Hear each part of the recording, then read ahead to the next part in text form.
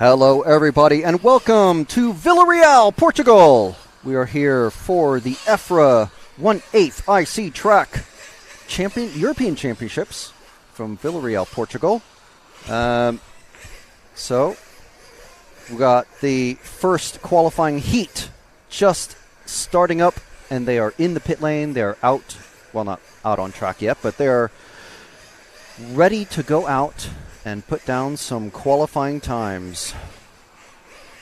The Heat 7 qualifiers are the fastest racers, and they are out on the track marshalling in the high-vis vests.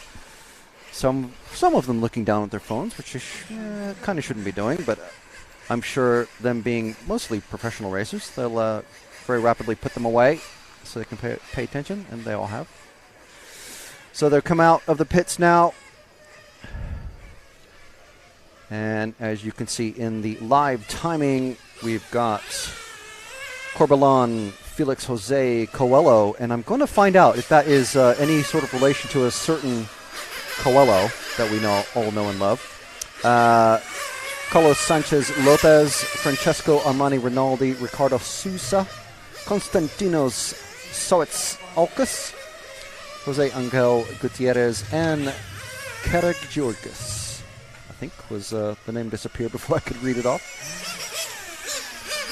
So, bright and sunny it has been all day long. Luckily, we're in the shade. And it's only 27 degrees, which works out to about, 80.6 degrees in old money Fahrenheit. But this is a European Championship, so we're only concerned with Celsius at the moment. It did peak at about 32 Celsius earlier.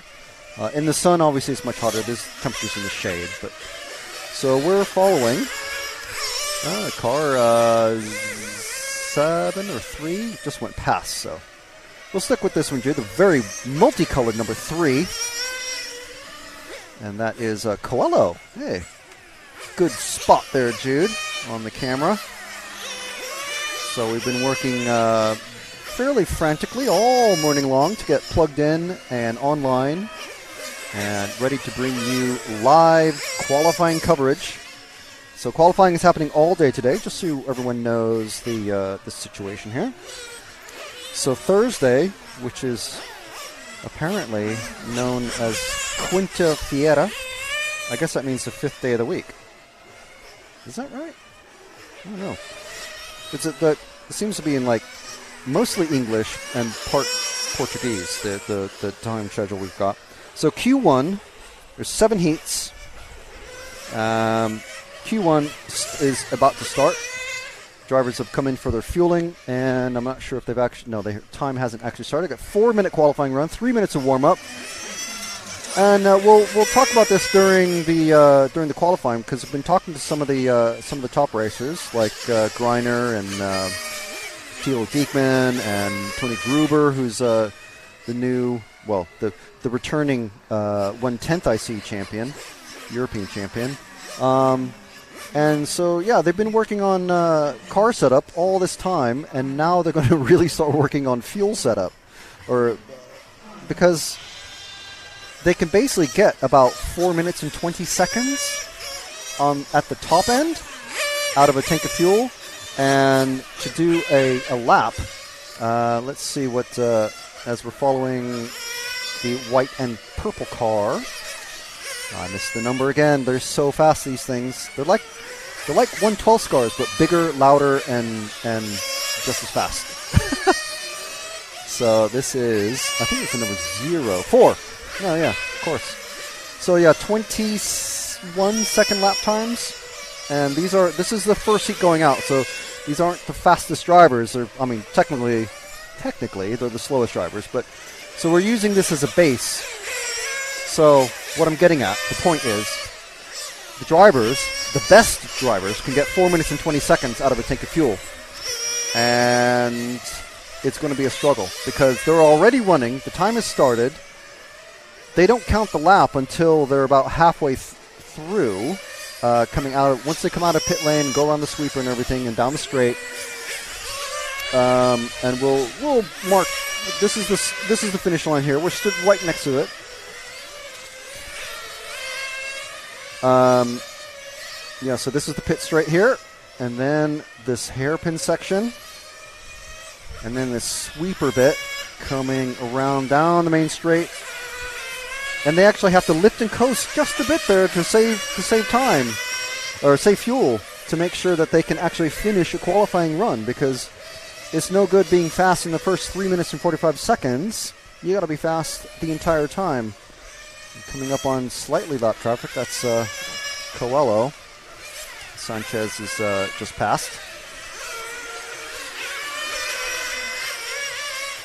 So we're back with Coelho, the very brightly colored car, coming through the infield. So this the first few qualifying runs, we're going to kind of, nice one there. That yellow car is a little wild, unfortunately. Stick with the, well, you may as well stick, no, let's not make it worse for him. Let's find someone else to follow. Jude, this pink one's good. We'll get the car number as it comes around. Coming down the main straight. Now, Tilo Diekman was telling me that normally the racers will tend to run quite a bit lean so that they can make the qualifying time. But because they're on throttle so much, it really doesn't work out for the engine very good to do that. And they would run lean so that they can do, say, 4 minutes and 20 or 4 minutes 30 seconds on a full tank of fuel. So we have some observers just watching the action now. So anyway, what I was getting at was normally they would, because the track is so big, even for these cars, it's huge. It's absolutely huge. We don't have they do have a top speed gun, a radar gun somewhere. And I'm looking at the I guess we call it speedometer? Radar gun speed trap number thing. But the display doesn't seem to be working, unfortunately. I do need to ask, is it Felix or Lewis about that, and see if that can be made to work over the weekend. But I'm sure they've got enough on their plate running the European Championships. Got 3 cars coming past us on the finish line now. So we're still with the pink car coming down the main straight. This is the number 6 of who's just been passed, of Sousa. Just been passed for the top spot by Felix Jose.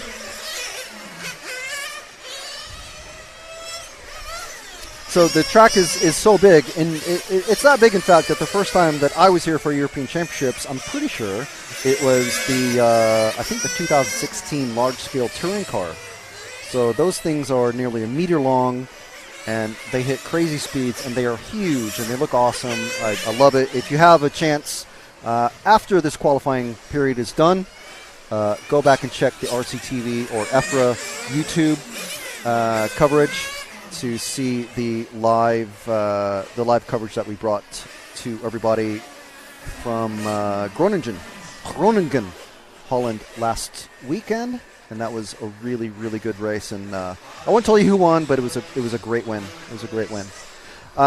So yeah, the track is that big that the guys are basically, if you're familiar with Formula One, you'll hear about the racers and the engineers saying that, we're on throttle for 60% of the lap, 80% of the lap, or whatever. These guys are on throttle almost the entire time. Even in the tight corners, they're on the throttle. So fuel use, basically, is going to be possibly the main issue this weekend. And that's for everybody, not just the top racers. I mean, if it's a problem for the top racers, it's a problem for the guys that we just saw running as well. Because obviously the top racers, they're out running every weekend, every day in some cases, sometimes. So some slight confusion here. The marshals not knowing when they're allowed to come off the track, but looks like no one's being shouted at, I should say. So, all right. So we got our pit lane cam. Oh, hey, there's our Red Bull racer. There's this chap who runs this Red Bull car, literally completely decked out in Red Bull gear. He's got the hat. He has the team shirt, everything. And obviously I'm looking for him in the pits, but that's silly because he's actually up on the driver's end. But he's pitted just around the corner from us. and we'll get some pictures up on the EFRA Facebook page. There is an album that has just been created, and I've just been uploading photos as we speak, as we went on air. You can check that out. So please do check that out. Right, so let's get through the timetable before the next group of racers are out on track.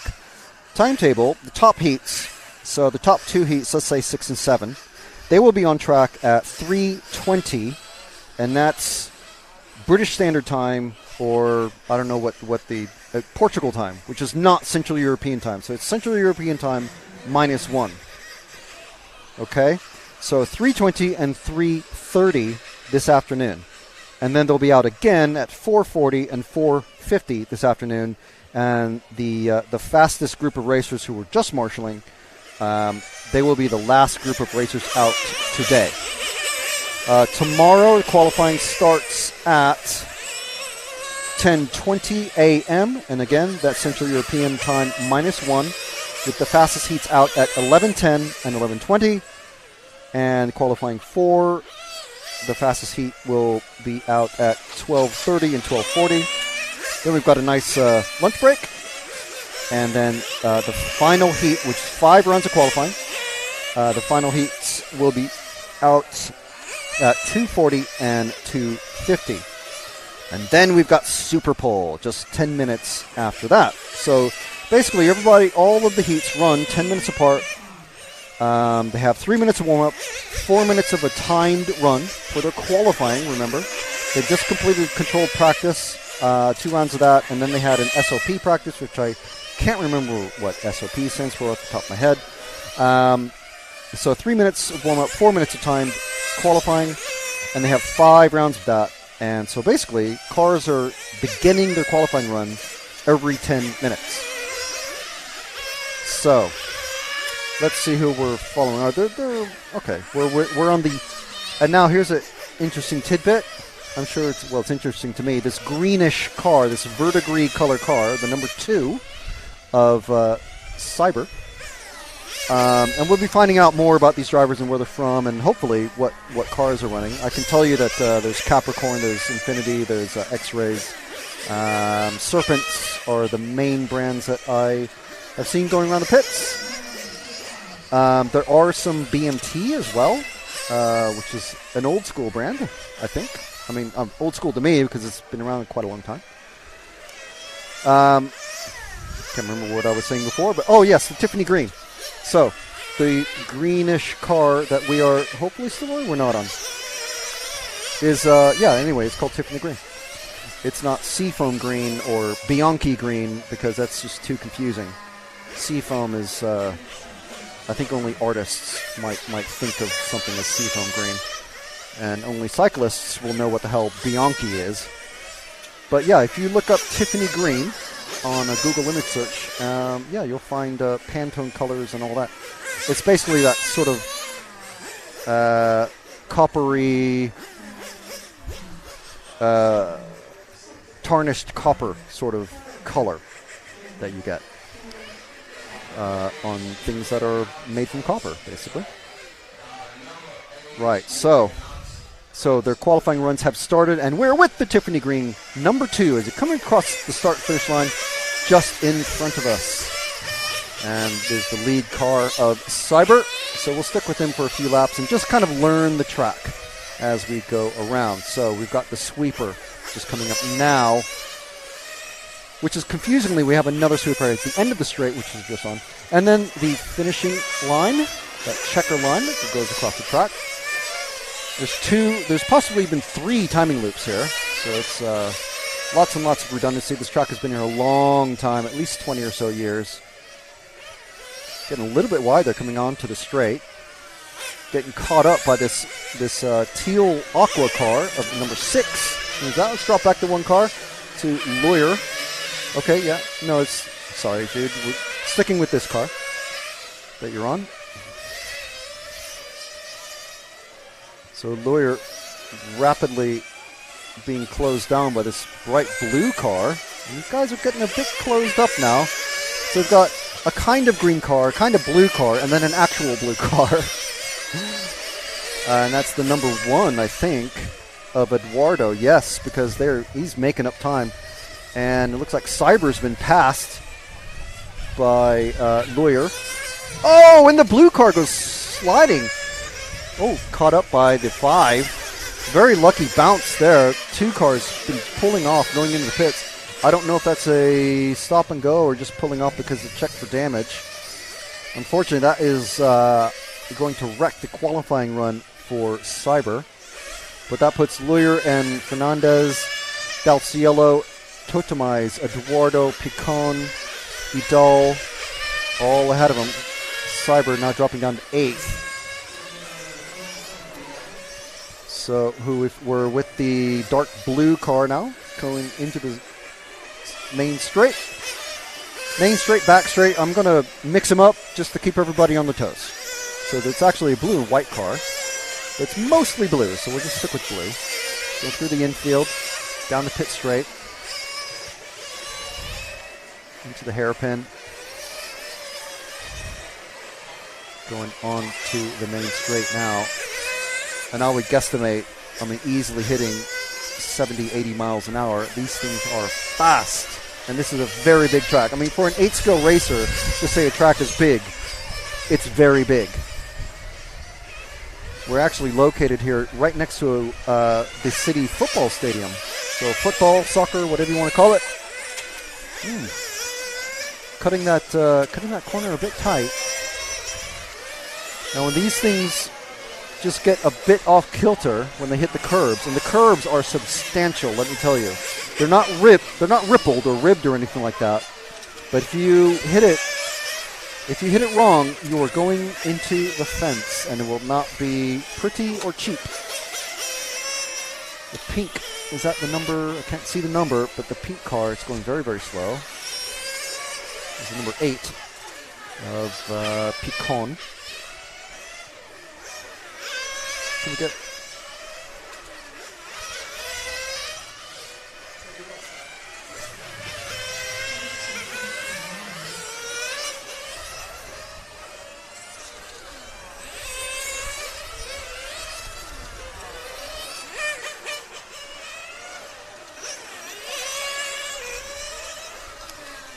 Okay, so in addition to having all this action going on, we're going to be keeping track of the chat.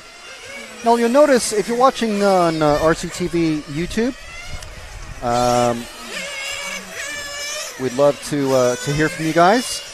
But we'd also love for you to check out the RCTV shop. We've got some cool shirts, we've got hats, we've got hoodies. So if you absolutely love what we do and you want to help support us and keep us going, it would literally be amazing if you could help us out and keep the lights on. So just waiting for some chat to come through. Crunchy D8 saying, I did that. You did what? What'd you get? What did you order?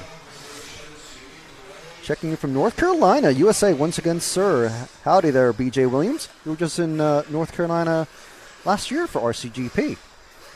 It was a very nice drive, to be honest, from and this is from someone who grew up in Texas and drove across the South a couple times in his life on family holidays and whatnot. And I'll tell you what, it still feels very Smokey and the Bandit. Is just quite cool. It was very nice. It was a very, very nice drive.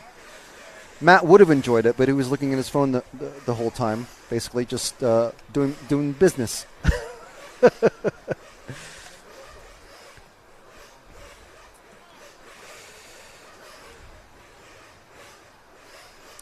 So Crunchy saying, I had a look at the RC Racing TV shop. Oh, very good.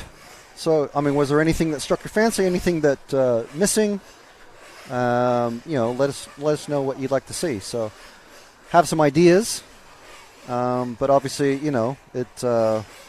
what sells stays, basically. So, I've actually got the camo hat on myself. I kind of like was asking Matt for one for ages and ages, and he goes, "Oh yeah, here we go. Yeah, by the way, we're going to sell it too. Great. All right. So I'm not going to be the only one wearing it, but that's okay." So the next heat of Heat 3 is out there. Car number 1 is going to be Prata. Then we've got Hep, Saborit, Alvaro, Levy, Lopez. I'm not sure if that's Ferreira or Ferreira. And then Sanchez, Forney, and McGuinness? Don't know. I'm sure. I know that there's a letter missing off of that. So I must say, shout out to Matt for making this shot right here work. Look at how awesome this looks. Of course, the camera and all the gear is just going to be coated in nitro dust. Nitro slime at the end of the day. Tire dust and nitro smoke fumes. Which is, just like burnt oil. But here we go. They are out. And I'm going to say that I'm very, very happy that this is not the group with 3 gray cars in it. Because 1, gray cars should be banned. 2, more than 2 cars, more than 1 car with the same exact 1 can color it's not good for anyone commentating or watching, because how do you know who's who? And even if you're driving, I've been in races where people have mixed up who's driving what white car. So it's it's hilarious, but it's not great to observe. Here we go. So we have the full heat listing now, qualifying heats. So we've got from Portugal, Jorge Prata Raul in car 1. From Germany, we've got Tobias Hep. From Spain, we've got Iker Sabore Cobelan. Also from Spain, we've got Nuno Alvaro Arcas. I think that's a familiar name. From Austria, Alain Levy. From Spain, we have Christian Lopez. From Portugal, we have Nuno Ferrero Pinto. From Spain, 2 more racers, Carlos Sanchez Labernia. And I know I'm saying that in a very American way. From Spain, again, we have Tony Forney Thomas. And from Italy, we have Luca Minganella. Okay, I'm going to stick with that. Let's see. We're going to start looking at the top 3 heats. And apologies, Jude. Just follow. What car is this? I think it's a car. It's the car 1 of Jorge Prata. So let's stick with Jorge for a bit while I just go through the qualifying group 5 for some top names. We have Victor Wilk, Lamberto Collari, and I do apologize if you have no idea who he is, but he's a multi world and European champion. In Group 6, which is the second to last fastest heat, or whatever, if that makes sense. Nicola Moroni of Hot Race. Filippo Dominine, who, if you're not aware who he is, and you're at a track and you see maybe a 14 or 15-year-old kid just wearing ski goggles all the time, that's Filippo Dominine. And he is almost certainly a future European champion. We have Timu Lino, who I believe is world champion, not in this class, but in another. Carmine Raiola. Let's see. And then we have in the final group, we've got Robert Peach, multi-time European champion. Dario Balestri, Tony Gruber, who I was happy to see win the 1/10 touring car class European Championship down in Sicily a few weeks ago. Francesco Torroni, Yilis Grosskamp, Dominic Greiner, who is I think 2-time world champ and multiple European champions. Simon Kurzbuch, Alex Thurston, and Andrea Catanzani. Now, the only people I haven't been able to say hello to and find out how things are going for them are Peach and Kurzbuch. Both of them very, very fast. Dario Balestri himself is saying that Peach is absolutely the top threat this weekend. Everybody's saying Peach is the top threat. So we'll see how things work out for them. Obviously, qualifying is where it really starts to count. These guys have been doing practice, free practice, controlled, timed practice, and then controlled practice. Controlled practice is where they did, I think it was the fastest 3 consecutive laps or something like that. I don't know exactly. I do apologize. Feel free to look it up on the EFRA rules online, efra.ws. You can download them and check them out. Discuss amongst yourselves. So they did controlled practice. So it's this morning. There were 2 rounds of it, and it was the fastest, however many laps, set the qualifying order, which is what we're looking at now, which is why I had to tear up, basically, the timed practice order that we had, because the names were all changed. So those fast guys will start coming out in about 15 minutes' time for Group 5, and then so that's at 3:10, and then 3:20 for Group 6, 3:30 for Group 7, and then we start all over again with Group 1. So let's see what is happening in the chat. Feel free to...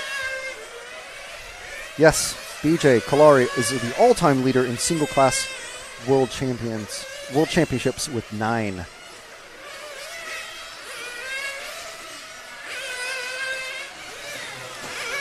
And Ricardo saying that Alain Levy, currently in Heat 3, was the EC 1/10 235 millimeter winner at this track in 2003. Curiously, in Sicily, we actually had what's now called the wide class. They kind of brought it back. Basically, it's the touring cars with different hubs, I think, and with the wide front and rear tires, and obviously a different body. But yeah, so the wide class is trying to make a comeback. Michael Sullivan, who is actually here, he was the EC 1/10 200 millimeter winner at the same event. Very good. Sam Knight, first time tuning in. This is fantastic. Thank you, Sam. We do hope that you and everyone else out there in the world and the universe enjoy the coverage.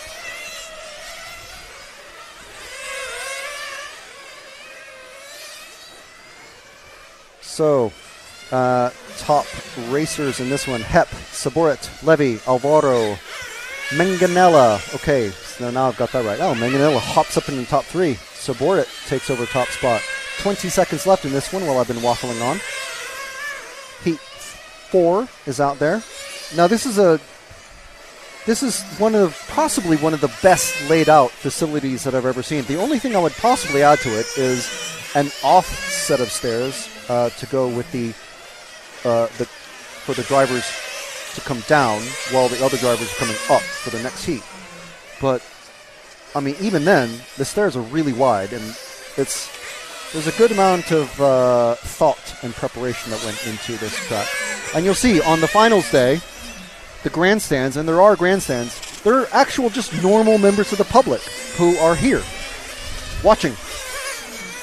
You know, they're never going to buy one of these €1,000 kits, but you know, maybe they'll get an RC drift car or an RC toy crawler truck or something like that and move on to other things. So that's the great thing, one of the great things about this track. Apart from, you know, to be honest, the shade that is protecting us from the sun at the moment. It's 26 degrees Celsius, 79 Fahrenheit. So it's nice and comfortable, but I am in the shade. So Group 4 coming out now. So the drivers in this one, from France in car number 1, we've got Simon Burgoyne from Portugal. We have Hal Figueiredo, very familiar name for us.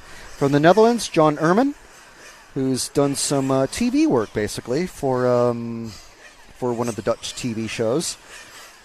Just to, you know, one of these TV show researchers calls around and says, oh, we need to find a RC person who can drive one of those little toy cars. And somehow he got on TV, so good for him. From Spain, Jorge Martinez Agudo. From France, we have 2 more racers, Antoine Gachette and Fabien Beranger. From Italy, we have Valentin Luca Ialesi. Luca. Well, now that's... Oh, no, it's because the mother's name is Luca, isn't it? Something like that. But that's... Yeah, I was going to say, that is young Mr. Ialesi. son Daniele Iglesi. And from Spain, we have Ruben Olivares Munoz. From Portugal, Jose Pequito. Oh, that's a nice name. From France, we have Baptiste Jimenez. All right, so 10 races in this one. We'll see how it goes. And again, the next one, we've got Victor Wilk, Lamberto Colari, Maxime Ripoll. You know who we don't have is Robin de Hont. He's usually in this class, isn't he? From the Netherlands. Sauster Klug is in the next heat.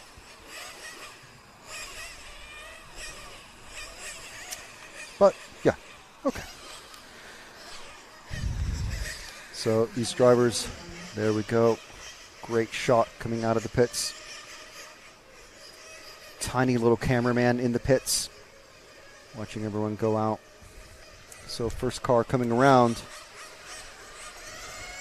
Coming just passes. Car number 2 of Hal Figueiredo. Let's stick with this one. The yellow and orange car. First car out of the pits. Why not? Let's give you a follow.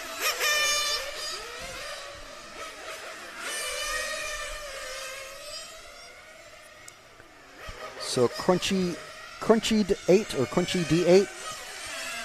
Can you explain more about the cars, please? Yeah, well, it kind of depends how much RC knowledge that you have.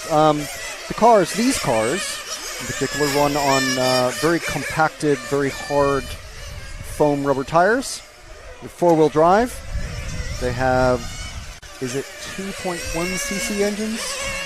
Or 0.21 inch engines? I can't remember. But we call them big block engines in many cases, especially if you're kind of more of a basher like myself.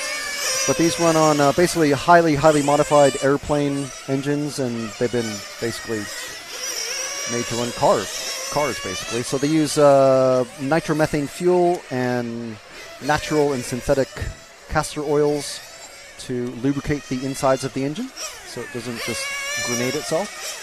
They have tuned pipes. So if you're familiar with, say, two-stroke motorcycle racing, something like that, or even scooters. Scooters are a big thing, or were a big thing for some time.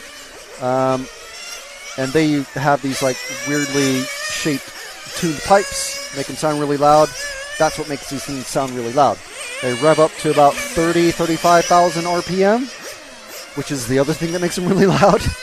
And one of the reasons why you can't have a track like this within most city limits, most places. So we're kind of out in the middle of kind of nowhere. We're up on a hill, but we're next to a sports stadium, which obviously is going to be quite loud. Ooh, and we have a dead clutch on that number 2 car that we were following earlier.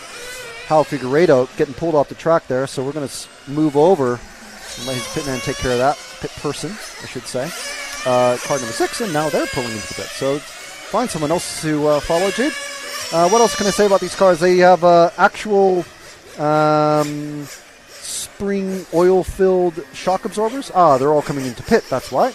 So now they've got you can hear the computer voice lady counting down the time. So that is the time before the clock starts running. Everyone runs on their own individual clock. So it's all controlled by computers. So there's no one with an actual stopwatch out there. You can just look at everyone's lap times, basically, on the computer screens that are dotted all around the track and the paddock. And what else is there? I mean, they're highly tuned. I mean, if you are familiar with even just like a road car tuning, like if you wanted to take it make it into a track racer, and there's all sorts of things that you can do to. You can put coilover shocks on it and change the ride height, with wrenches and all sorts of things.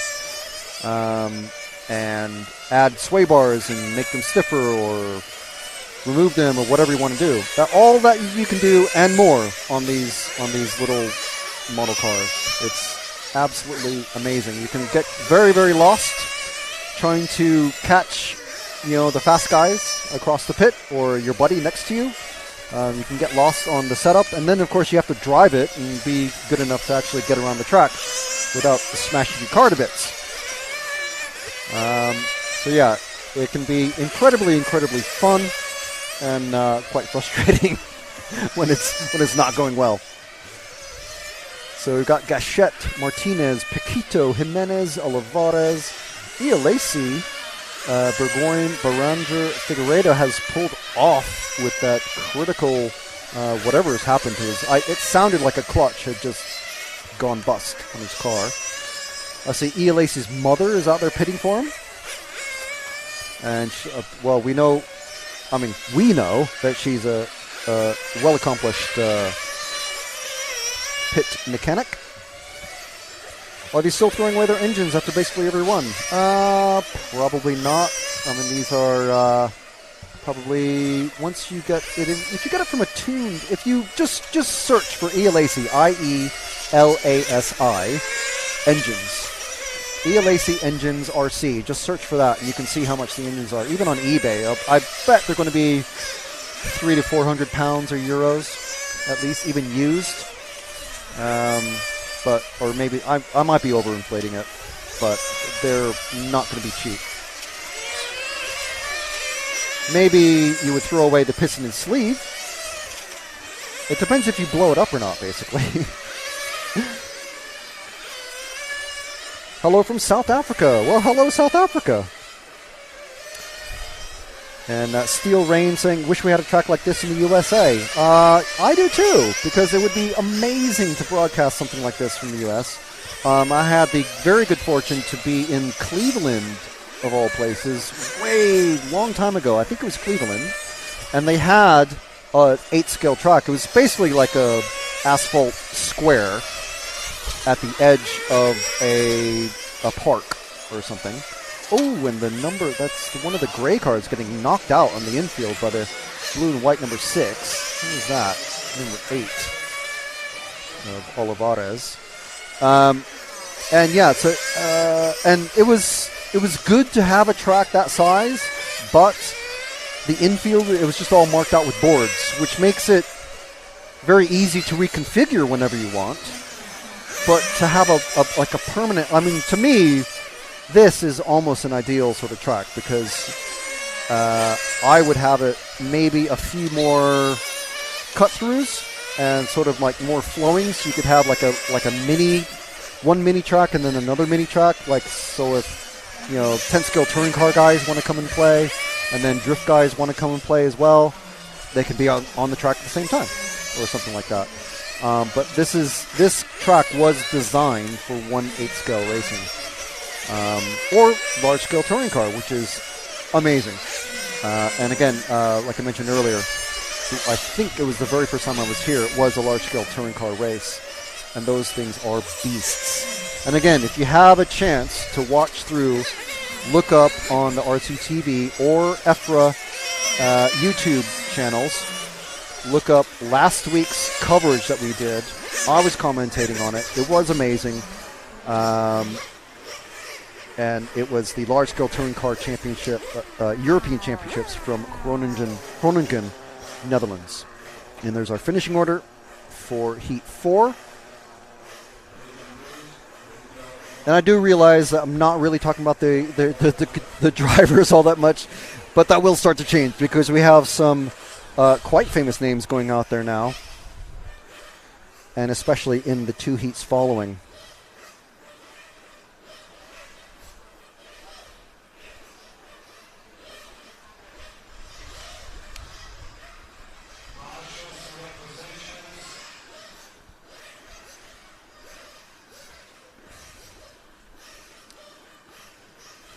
So just going to see if I can reload the chat, because I've missed some and I can't seem to be able to scroll up.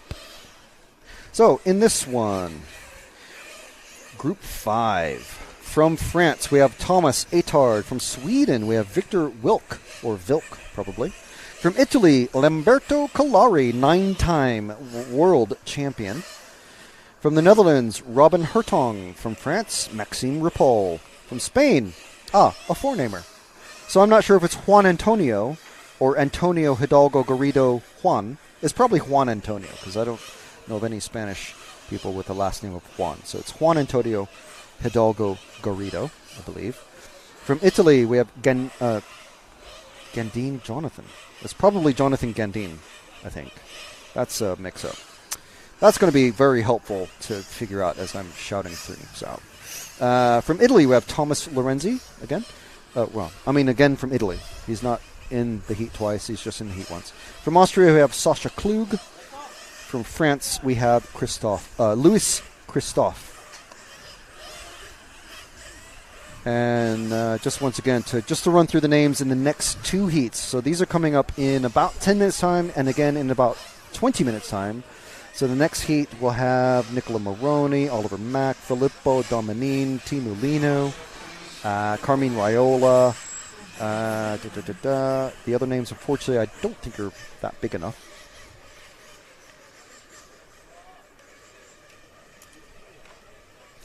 And in the apologies, in the final heat, we do have Robert Peach, Dario Bellestri, Tony Gruber, Francesco Taroni, Mirko Salemi, Yilos Grosskamp, Dominic Greiner, Simon Kurzbuch, Alex Thurston, and Andrea Catanzani. Yes, I read off all 10 names because they are all fast guys.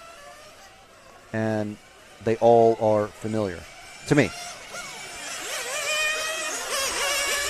So this, right now, that is on the track is just warm-up, which is why we're not really showing it. So it's fine. We're okay. But I do have to say there are 3 great cars in this one. And 2 all-white cars. So that's half the field.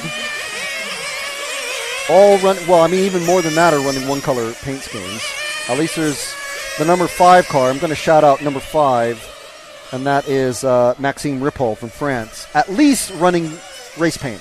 And so is number 0 of Louis Christophe from France. So I'm going to give them big shout-outs for running race paint.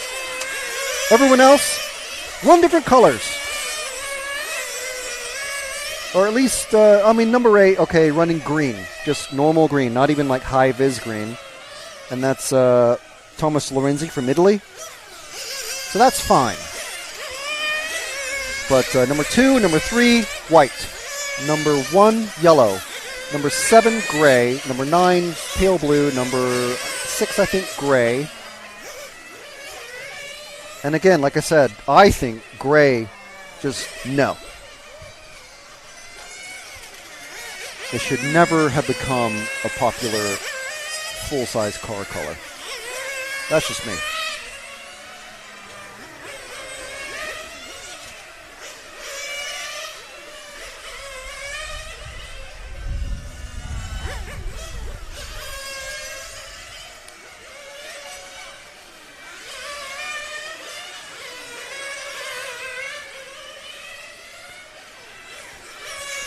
Right, so while we're waiting for the actual timing to get going, if you're watching us on a tablet or your phone or anything like that, do a little swipe up or turn your phone like upright so it's vertical. You know what I mean? So you can see the basically we have like some cool shirt offers, and we got hats, and we have hoodies. If you're watching us on, well, I guess your TV or your laptop or something like that, just check out underneath the, take it off full screen just for a moment and check out the shirts. We got shirts and things like that. So if you love what we do and you want to support us and you want to be a hero, be a legend, give us some additional help. You get 10% off your first order when you order a shirt, hat, hoodie, or other bits of clothing. Do a group order. Get your friends to get just whatever style or color or whatever they like, and it'll just be extra super cool. And while we're on it, you can also check out you can support us on YouTube on RCTV. You can support us on the RCTV YouTube. You can support us, what is it, $5 a month? $5 a month to be a hero? Yes? And we will physically mail you out a sheet of stickers that you may have seen on the RCTV socials recently. So they're various sizes and various different styles of stickers. It's a little like an A5 sheet, like half a size, like if you take a letter size sheet of paper. If you're in America, it's letter and legal. Everywhere else in the world, it makes sense where it's A4 and A5. There's just, anyway, it's about an A5 sheet or half a letter sheet of paper of already cut out stickers. And now here's all the great cars in the infield, all together, for no reason. I don't know why. Okay, so anyway, let's go through and see how things are going for everybody. So, Kalari just popped in the top spot. Atard, Klug, Ripoll, Christoph.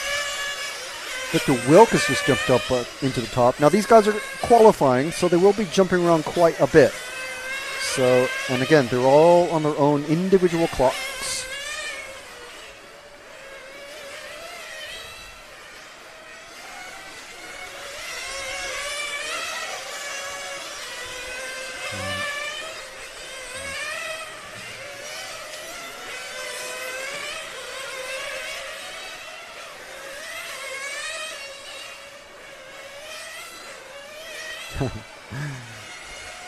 Soren Nielsen saying hello from Denmark. Hello, Soren.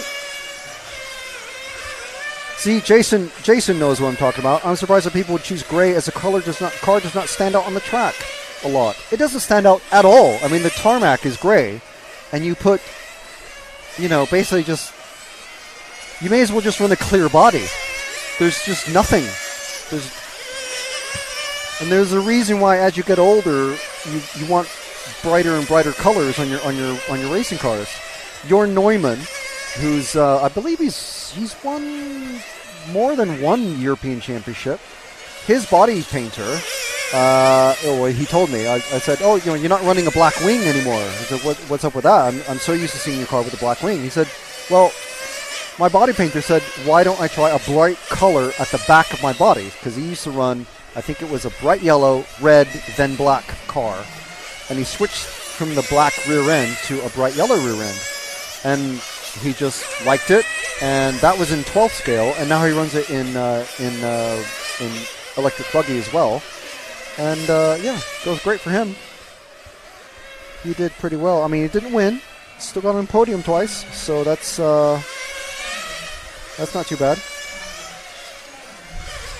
So time is counting down now. That's 4 minutes done. So far, I haven't seen anybody run out of fuel yet, which was the concern I was bringing up earlier that some of the drivers were telling me.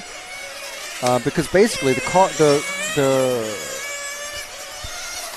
must just be timing it to absolute perfection. Because I was told that one fuel tank on these cars, and I can't remember how big a fuel tank it is. I think it's either 70, it can't be 75, that's 1/10. It might be 100 or 125 cc. I can't remember. If anyone knows, shout out in the comments. But one fuel tank will last about 4 minutes and 20 seconds, and it takes them 20 seconds to do a slow lap around. And the qualifying run is exactly 4 minutes. So from the pit to the start line to start their run, and then to do 4 minutes and then get back to the pit.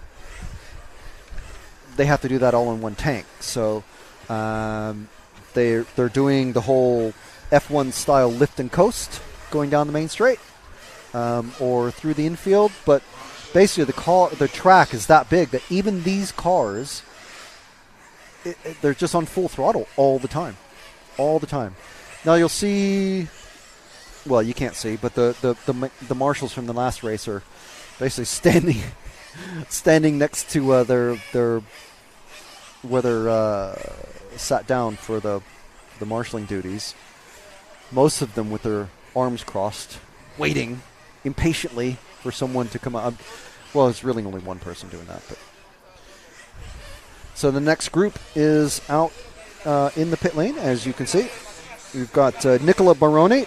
So if you're familiar with the Hot Race brand, that is Nicola.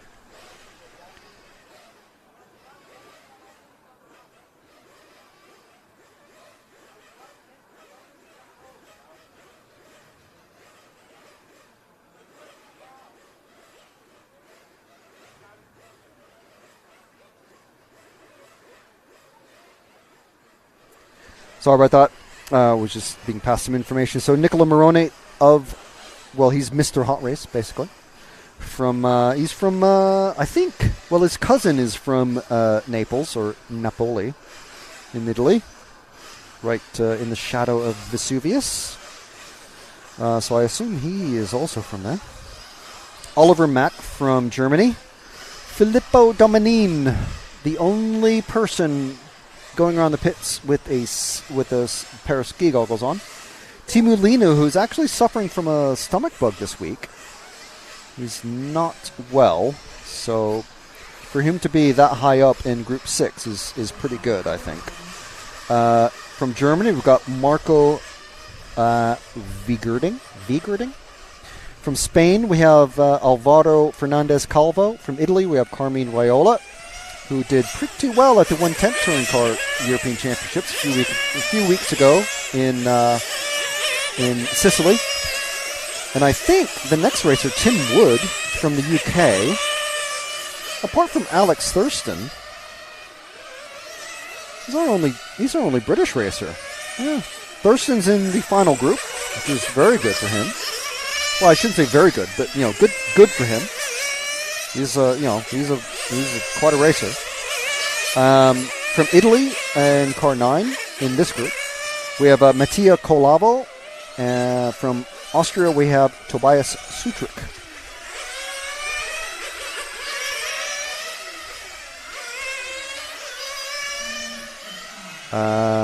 Don't know of the track temperature.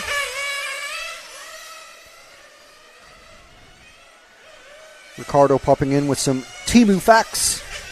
Timu in this run was the EC 110 200 mil winner at this track in 2018. Excellent. I knew he was an EC, but yeah, I wasn't sure which. So yes, we will try to follow car 8. 6, that is Tim Wood. So thanks for that, John. And I'm sure you'll want us to follow Alex as well. So yes, we're going to try to follow everybody. Let's see, once time starts, we may as well give him a go here because it is going to be pretty hard. And actually, I can't remember how many laps they're getting. So if it's 20, someone just died in front of us. Stuck, upside down in the sweeper at the end of the straight. Is that car 9 body post to come off the back, so the body's quite wonky. Car 9, that's Mattia Colavo. He's going to be pulling in. So final bits of fuel, splash and dash. Qualifying time is about to start for these guys.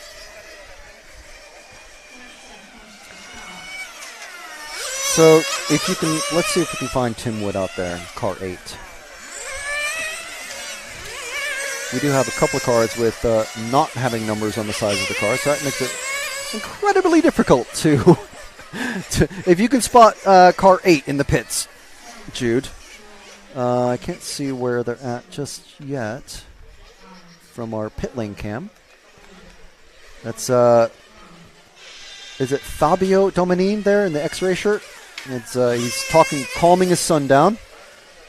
His son, being a teenager, a little excitable sometimes. Just how they are, you know how it was, right? You remember. All right, so car 8 is the orange and white car coming through the infield now. Just going around. He's followed by the red car, I suppose, just down the pit straight, going around the hairpin and onto the sweeper, leading onto the straight now, going down the main straight, and probably he's on. There we are. Great camera work, Jude.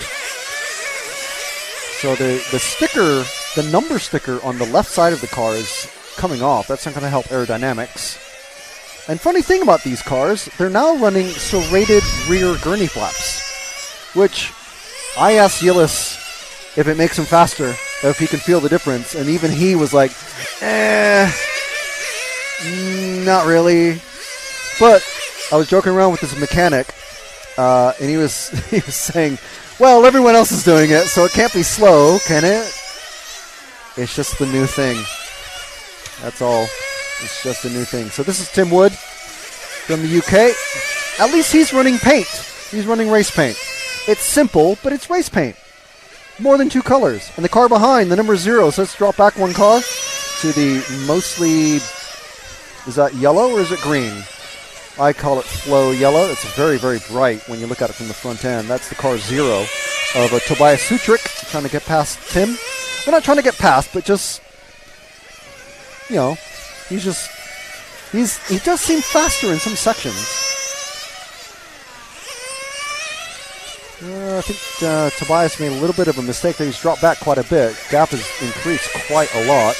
Behind Tobias is that blue car. Let's drop back to the blue car now. Blue car number 5 of Marco Vigerding.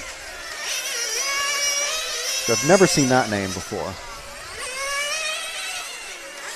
Because Marco now is creeping up on Tobias. These cars are absolutely fantastic to watch in the corners. They look like they're drifting, but the sides of the car are absolutely up, straight up and down. And if you look at the body mounts, now the body mounts on the back end go straight up the sides of the, I guess the uprights of the body. So, ooh, and Tobias and Marco come together, and that lets, who's this white car that's come now in between them? Number 1, that's Nicola Morone. Mr. Hot Race has popped up in there. Now, I don't think we're running actual Hot Race tires because it is a control tire. Dominine has come off. I think his dad has come out to rescue him. I mean, Dominine's father wouldn't be out here unless Filippo was out himself. So I don't know what's going on with Filippo.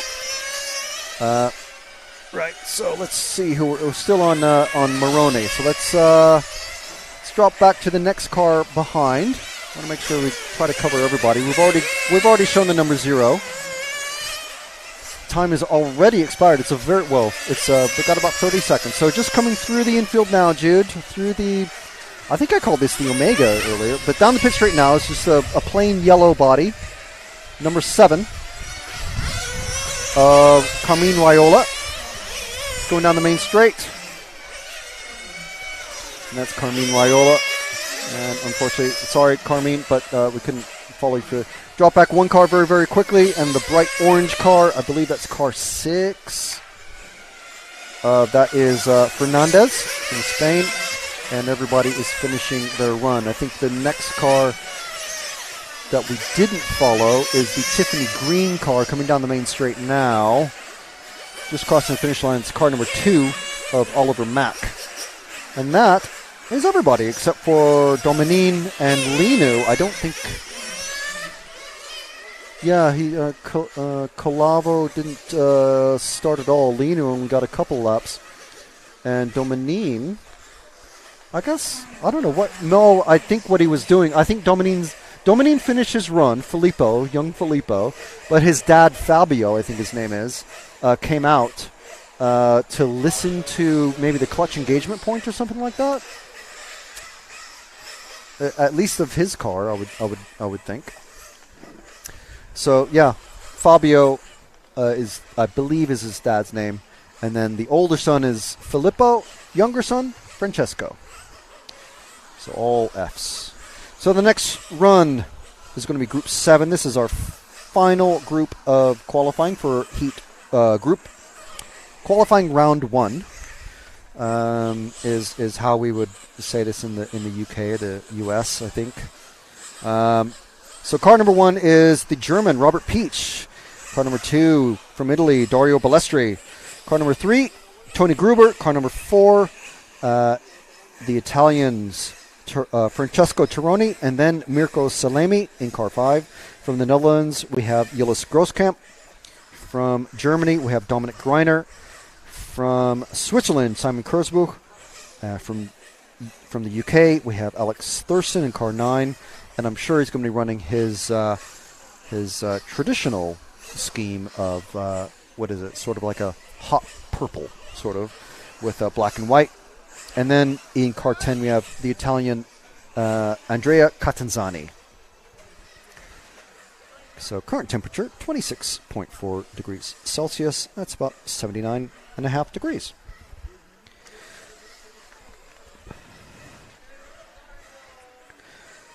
Okay, well, I've just answered your question there, Orlando.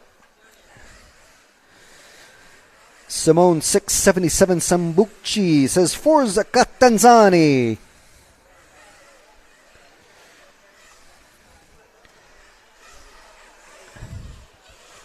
And Olivier saying, yes, as they get a bit sideways, it's a bit like the World Endurance Championship cars where they have that upright only at the back end of the car, so that if they do get sideways, they kind of like the arrows sort of just pushes them so that the front of the car keeps going in the right direction. You know what I mean? So yeah, it is a bit like that. And Ricardo, again with the facts. Robert Peach was the EC 1/8 winner at this track in 2012. Lovely tire strategy and a nice overtake enabled him to win from Kalari. That was an awesome final. Ricardo, how do you know this stuff? It's great, but yeah, that's amazing.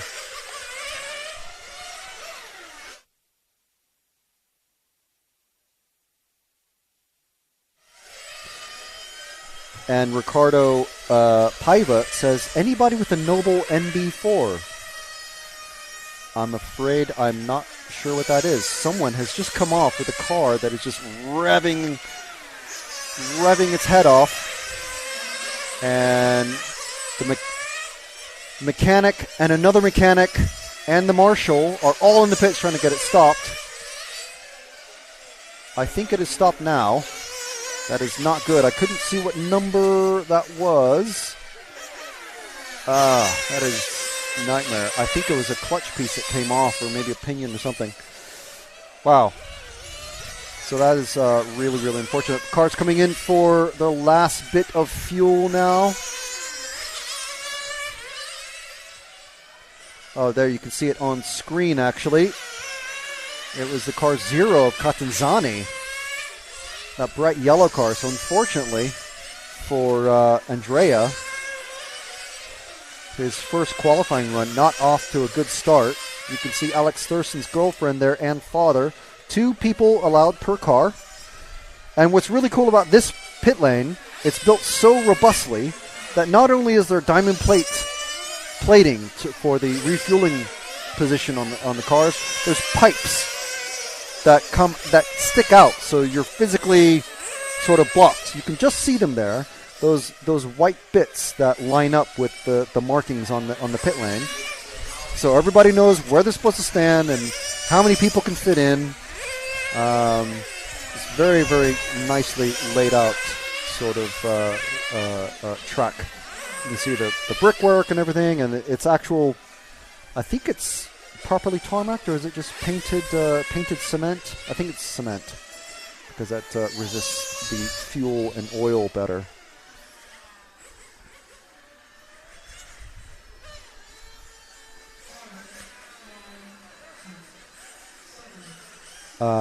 Yeah, Ricardo, the Noble NB4. I have no idea if anyone.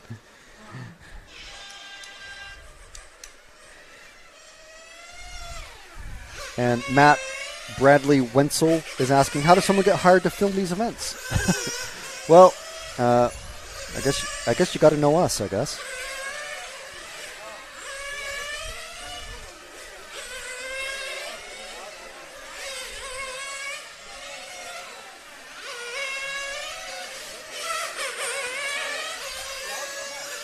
Right, so time has started. They're already 25 seconds in. Gruber laying it down with an 18.9. Balesri with an 18.9. Tironi, 19.1. Let's see where Peach is going to come in. He hasn't done his first lap yet.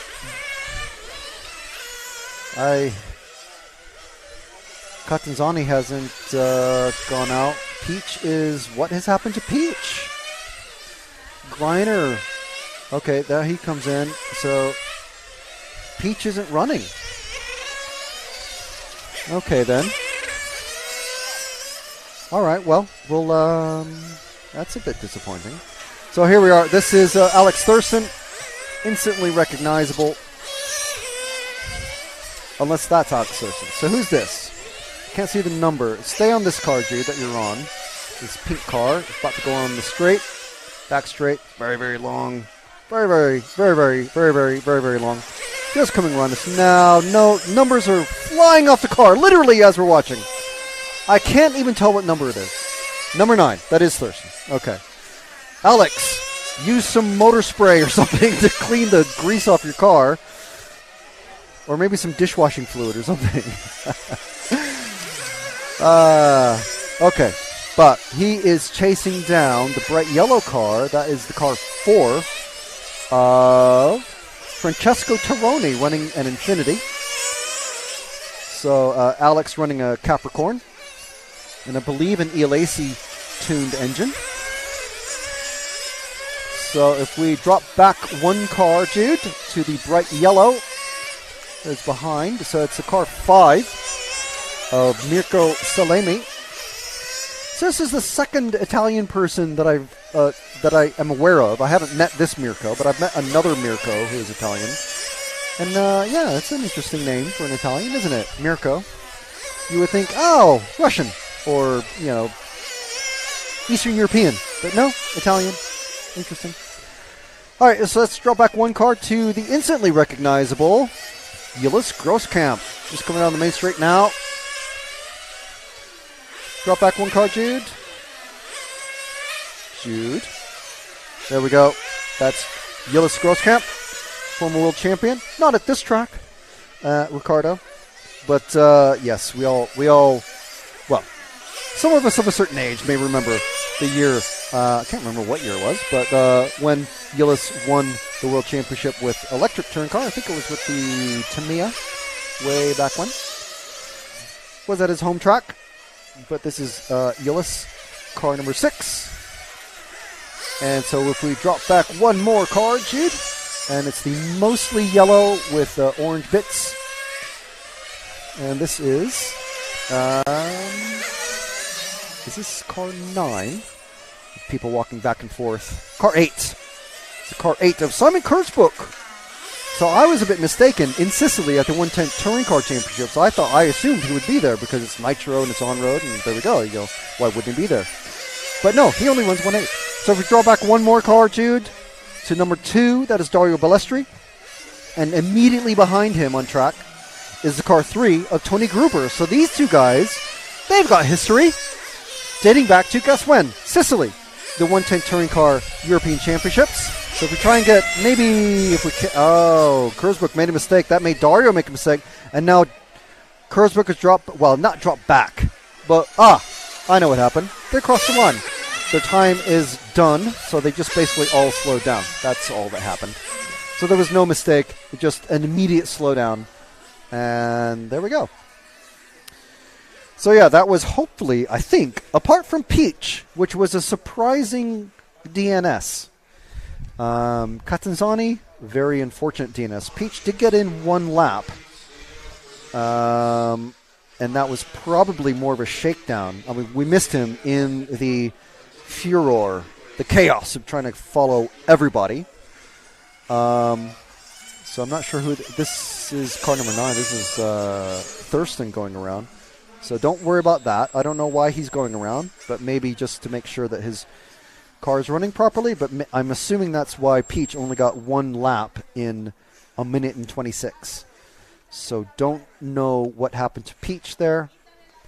Obviously, he was looking so good last year in Valencia, which is about 1,000 kilometers away. It's like 600 miles. It's what, maybe not even a 2-hour flight. So you can see now the drivers that were just racing are now out on track and taking their positions to turn marshal. I'm looking for car number or position number 1. I'm not sure where that is. I haven't seen Robert's car. I haven't seen Robert. That's Tironi in the red. I think Robert is sat down now. Obviously, if that is him, obviously not all that happy. As I wouldn't be if I only got one lap in a 4-minute run in my first run of qualifying at the European Championships.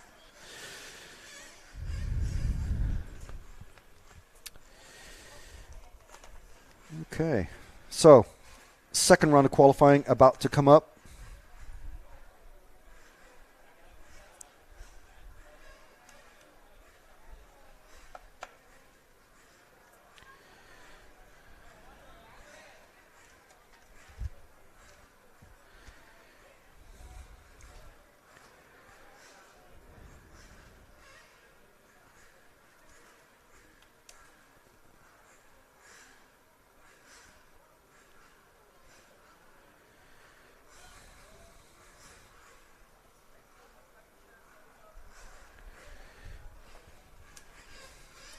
And we're just waiting for time to count down. I think it's, there's only 9 racers in the first 2 groups of qualifying.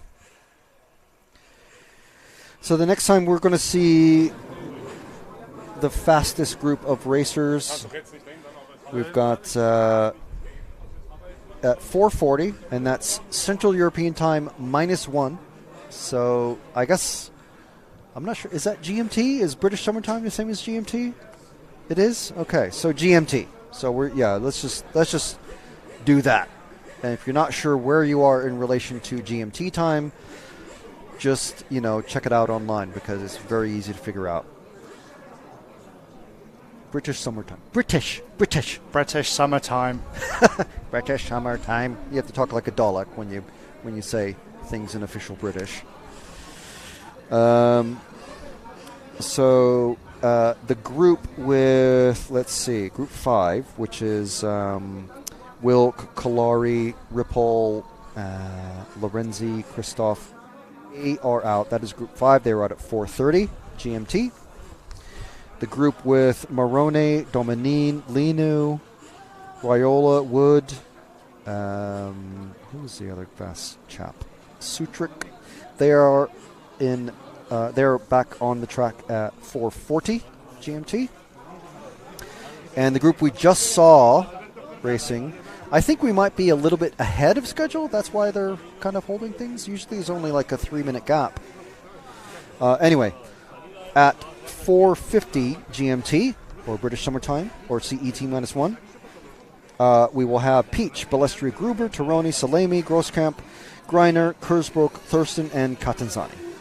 Okay, so mark that down. Tomorrow, qualifying kicks off at, so there is a practice. This class, not all classes, but this class has a practice of 5-minute runs each to help kind of clean up the track and put some rubber down or whatever it is. It's just part of the tradition. So their practice starts at 9. Not going to guarantee that we're going to be live for that time, but the qualifying round 3 starts at 10:20. Qualifying round 4 starts at 11:40. Then we have a lunch break. Qualifying 5, final round of qualifying starts at 1:50. So the fastest 2 groups are out at 11:10, 12:30, and 4:40 tomorrow.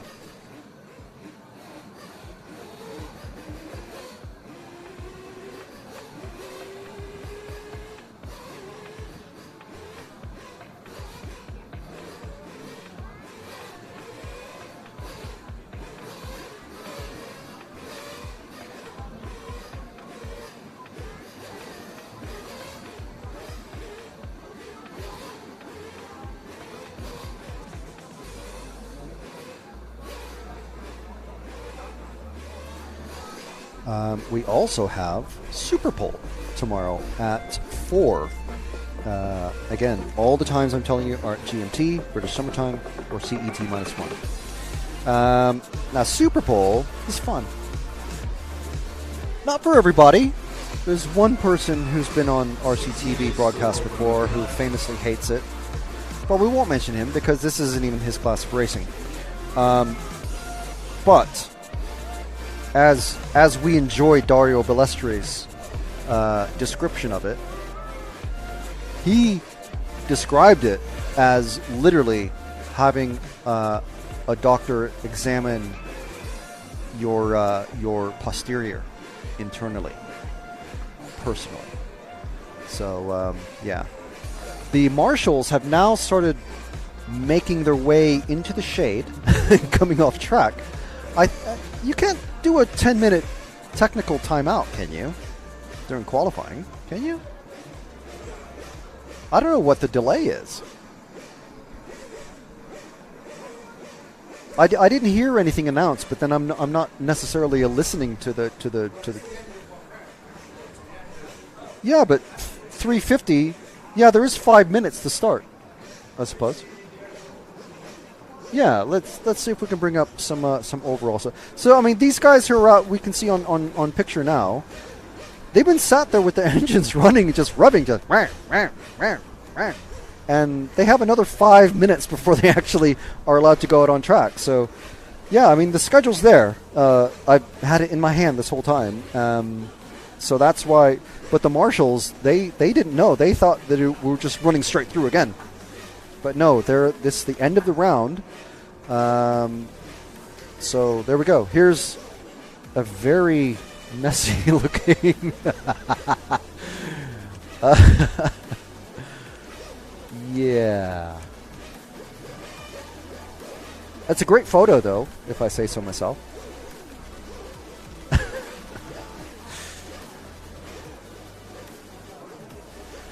But, oh, there we go. Here we are. Okay, so after the first round of qualifying, and remember, the one thing you have to remember is that Peach hasn't run. Everybody that I've talked to has said that he is the fastest. Everybody. So expect him to be at least in the top 3. I mean, even Dario and Tony Gruber were both saying Peach is the guy to look out for. He's the fastest. But you can't be the fastest if you have a problem with your car. So yeah, I don't know what happened, but we'll try and find out. And yeah, let's bring in Mr. Nick, because when we go around the Europe, people say, "Oh, where is other one? Where is the Nick? Where is Nick?" And I go, "Oh yeah, Nick. Yeah, he likes to stay home now." Yeah, he used to be famous. I can just barely hear him. Where's my thing?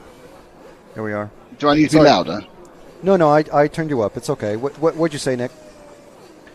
I said I used to be famous. You used to be. Well, and yeah, but not. people. Yeah, but you used to be famous. But if you don't make an appearance every now and then, you'll be the one that people used to ask about as well. No, it's right. I am appearing in person at the 1/8 buggy. You see. So yeah, I do mention that. Backside and going there. So yeah, it's been an interesting year. We're all off doing different things. The thing I'm most looking forward to about going to the 1/8 buggy event is that I get to wear the new merch. Because everyone else is getting to wear the new merch, new T-shirts, new hats, and I get to see the new merch because Ash was wearing it last week at the ETS. I've seen it on the dryer. He's washed it. But I haven't actually got any of the new merch. And as one of the founding fathers of RC Racing TV, I kind of feel I should have some. But apparently, I'm promised I will get some merch. Yeah. For the only when you do a job. Only when you do a job. Yes. Yeah. It doesn't count. Just historically being early doesn't count at all. That's right. Well, I don't know if you've been listening or paying attention at all to the stream so far, but yeah. Well, I was listening to you. Yeah. Come.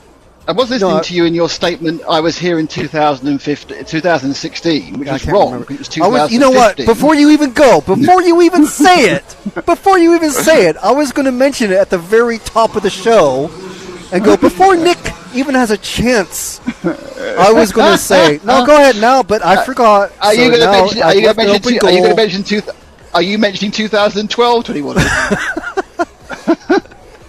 No, I didn't. I wasn't going to do that either. But you know what? I might say that for finals day. That's a cracking story that will fill in the gap between two finals on Saturday. I did start yesterday's travels with feeling very, very poorly though. So I'm only. Are you insured now? I am, but I had to call Matt. He's and insured by his employers. So there's one thing that's changed, and that's the employer. Yeah.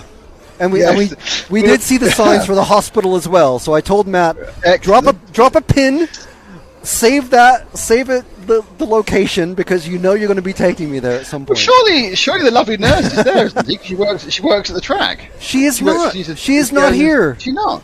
No. Oh no. And Matt thought she was married to someone else, but she's married to Sergio, whose father still runs the place, and who still doesn't speak a lick of English. Well, you know. You know how it is. It's more our problem, isn't it? Can I just say a little thing to Matt? Can Matt hear me? I think so. I can, yes. Yes, the camera at the top of the track, you need to move it a bit to the right. 1 second. The camera at the top of the track. Yes, your ISO camera, which is at the top of the track, I went to the left. To the right slightly. Yes. And also the pit lane wants to move a bit to the left as well. Yes, I'm just proving I'm listening, I'm watching, you know. I'm not just coming in to heckle Frank. Yeah. Well, speaking of heckling Nick, someone, Olivier, says, "It's Nick. He is actually famous. He asked Michael Schumacher the question that made him cry." I did, and it's really, really useful if your career peaked in 2000, isn't it? 23 years later. I'm never ever going to get. There's nothing I can do now. I couldn't even streak on the Wembley turf that would have the same sort of impact. No, not at all. You could do the most horrible thing ever, and that would still be the thing that goes on your tombstone. Been there a million years ago, yeah. That old joke I can't repeat about the little man by the I won't repeat it. Yeah, don't. Yeah, mention that you can't repeat it, and then don't repeat it. Well, that's it. But I think we all know the joke I'm talking. Don't. Well, we might get very bored on Saturday. I'm building up Saturday. You see, I'm building this whole thing up. Yes. So people just can't wait to find out what's going on. Right. Well, I think it is. Yeah. It's still how did you enjoy? So Frank, how did you enjoy both your trips in Holland last week? They were quite nice, actually, and I'm very, very glad I missed the colossal brouhaha that was the four-wheel drive. Yes, I actually had quite a good time at the large-scale touring car, as you do, because they're amazing cars. And did Laszlo buy you lots of beer? He's always trying to buy us beer. He's a lovely man. Who is that? Laszlo Gal, Mr. Polestar. Oh yes. No, I did get a couple pints off him in the hotel. Good. Yeah, so that was nice. Yeah, that was good. And good to catch up with him. And so just before I go, for completism, I think this is the fifth time that RC Racing TV have been to Villarreal. Yeah. Can you name the other 4 times? Well, 2000. Well, I can't remember the dates, but I know there was large scale touring car. I know there was 1/8 track, which is the same class. Because I mentioned to Matt that Robin DeHont is not here, and we usually see him at these events. Right. So those are the other 2 times that I've been here, and I think those are the only other 2 times that I've been. No, because you have 1/10 Nitro in 2018 and large scale World Championship in 2019. Right. Okay. Yeah, but I wasn't here for those, so I don't remember. No, but I did say RC Racing TV. Yeah. But I don't have a catalogue of all that. Well, this is what you should do. See, as now a full-time employee, Frank, you should have watched every single stream ever. I'm Matt's full-time employee. Which is RC Racing TV, as far as I'm concerned. Apparently he's got some figures in other pies, but we're interested in that. Oh, I asked him to explain it, and his head started to implode. Yeah. But it's a very bright red car, isn't it? Yeah, wait till there's one heat. I think it's group 6. There's 3 gray cars and 2 white cars. Excellent. Yeah, it makes. I can tell you right now, I can't read the numbers. Yeah. So this should be interesting when we get to the commentary, because I can't read those numbers. Well, we'll just They have to give me a lot more bandwidth.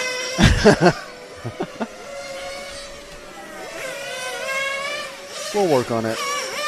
I'm sure we'll try some super zoom. It's car number 2. Super zoom. Is it? Okay. That's great. It is car number 2. It's got BMT stickers on it, so which I'm even surprised to see, because I didn't know that it was still even going as a brand. But good to see. Good to see some of those old brands. Destroy, they're still running. Oh, and he's crashed. Just coming on to the start of the main straight.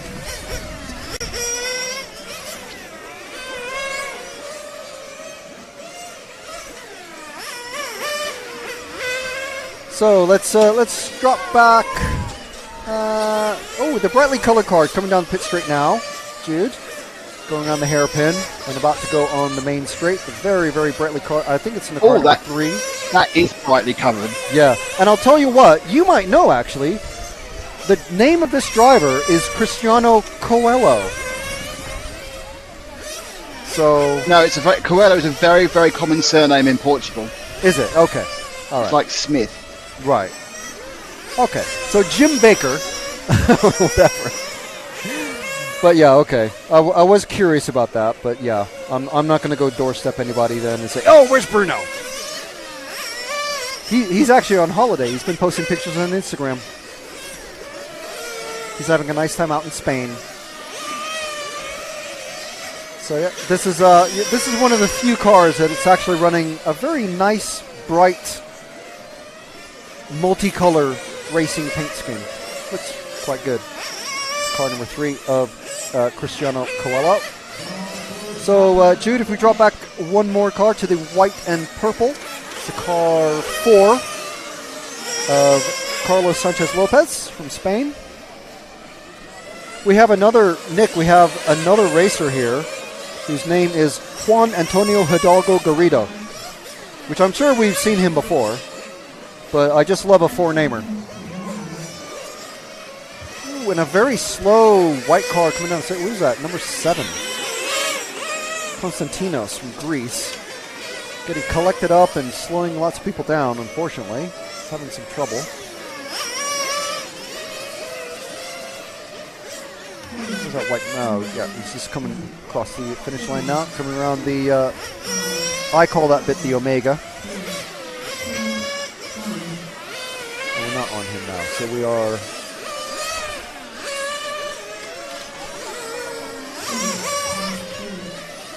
the all-white car of 7.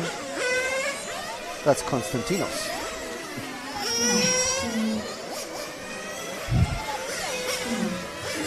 And time has finished, and it's still all moving around. But it looks like Gutierrez, Felix, Corbellani. Is that Corbellani?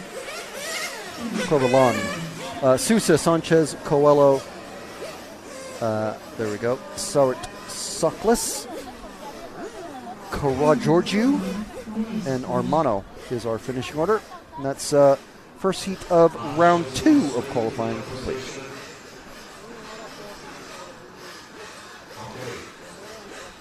You know what would make you happy, Nick? Chocolate. That and people joining the YouTube, the Hero Squad, basically. Ooh, tell me about the Hero Squad. Yeah, I would love to, and I'll tell everyone listening as well. Just just because. Basically, if you're enjoying the stream and you want to have, oh, hey, why don't you follow car number such and such instead of someone else who hasn't joined the Hero Squad. You can get priority car following. You can get a sheet of stickers, which are awesome. You can check out the Instagram feed for what some of the stickers look like. You get what else? Oh, you get something cool next to your name in the chat. People love cool things next to their name in chat. And that's £5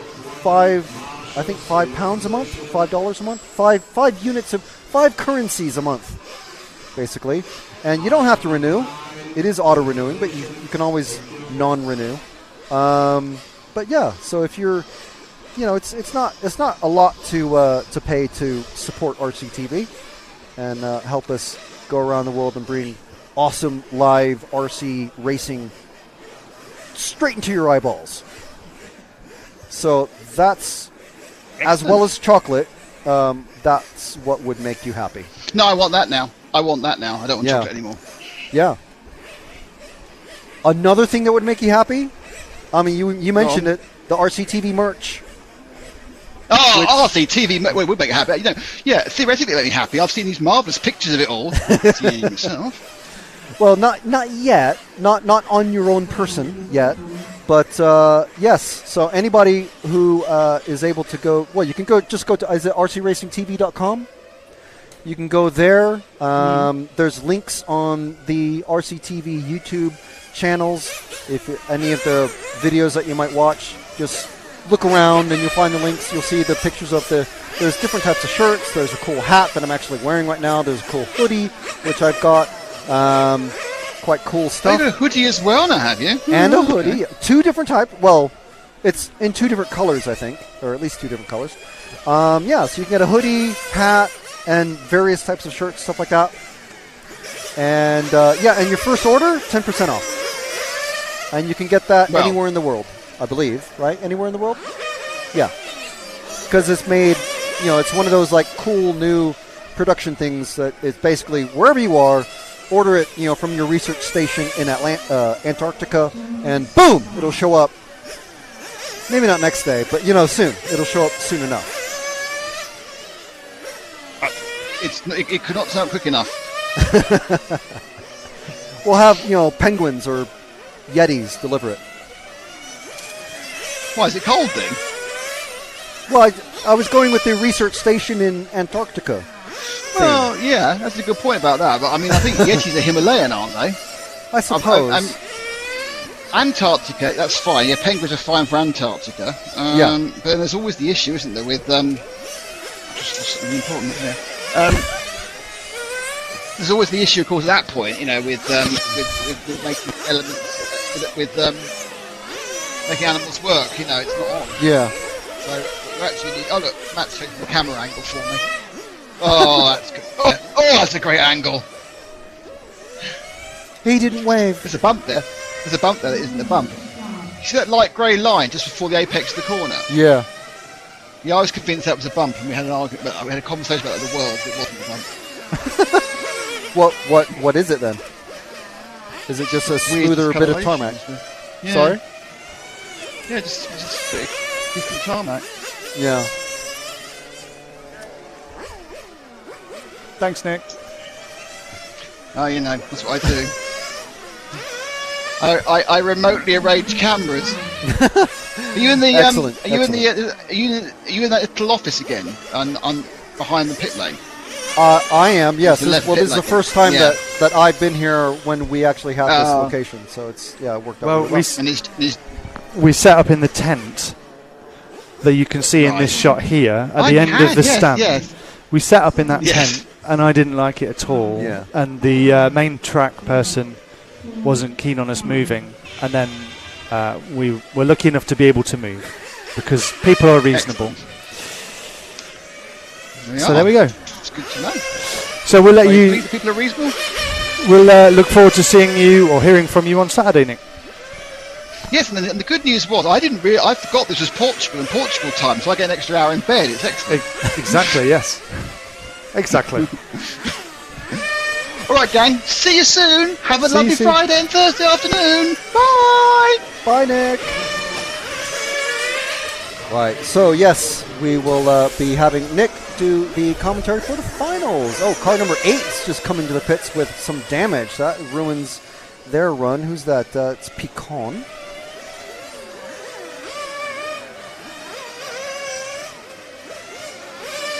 Gerbert Dognon says, "Hi, RC Racing TV team. Happy to hear you again." Or you put "ear you" again, but "hear" also works. But they both work.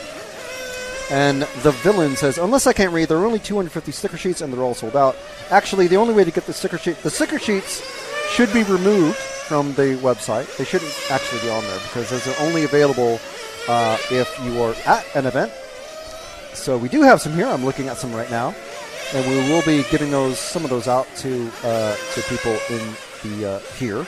So if you know someone here, ask them to pop by and pick up a sheet of stickers for you.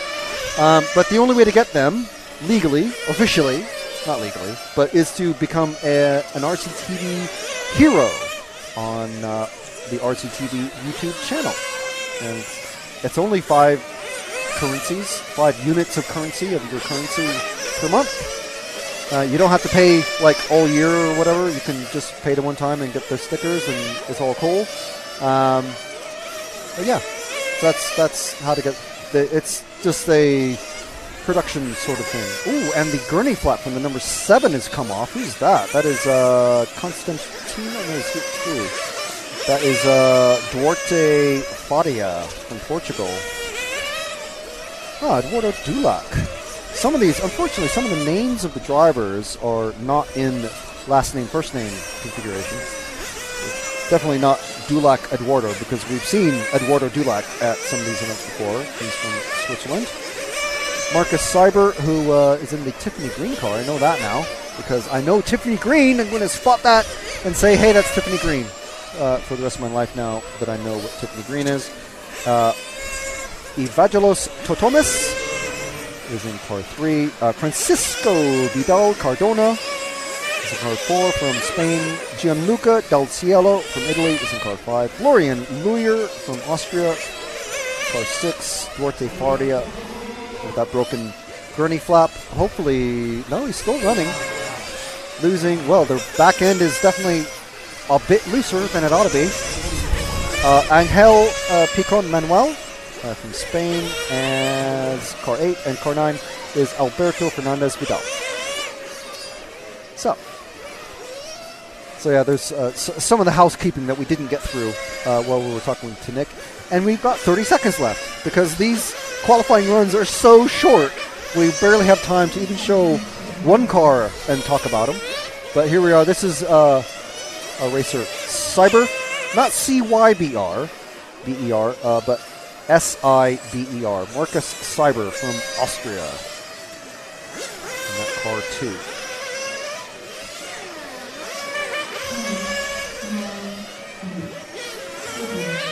So 5 seconds left in this qualifying run.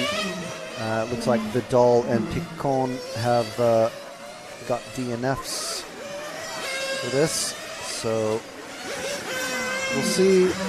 Well, is this MyRCM that people can go on? MyRCM? Do we know?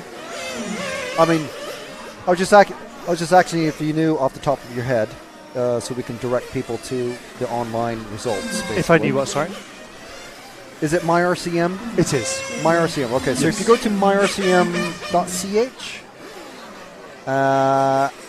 and I can't remember. We'll put a link in the YouTube chat. Yeah, we'll put a link in the chat, and you can check out the online timing, see what the results for the first qualifying round are, and the current qualifying round, which is round 2. The fastest two. Well, I shouldn't say guys, but it is only just male racers, because we have lots of female pit crew and mechanics, but no female racers, unfortunately, this time. So we've got at 4:40 is the second fastest group of racers with names such as Marone, Matt, Dominine, Linu, Vigerding, Fernandez, Raiola, Wood, Colavo, and Sutric. And at 4:50, we've got Peach, Balestri, Gruber, Taroni, Salemi, Grosskamp, Greiner, Kurzbuch, Thurston, Catanzani. Now, Catanzani had a catastrophe when he started his practice. His car was just revving its head off, and the mechanic, or the marshal, brought the car in. The first mechanic couldn't get it stopped. Another mechanic had to come over to help stop it, and he just didn't get any laps in. Robert Peach, who is a multiple European champion,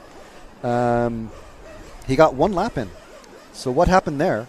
Haven't been able to pop over and see anything, but Yeah, so he was the main victim out of the first round, but Tony Gruber at the moment, first round TQ.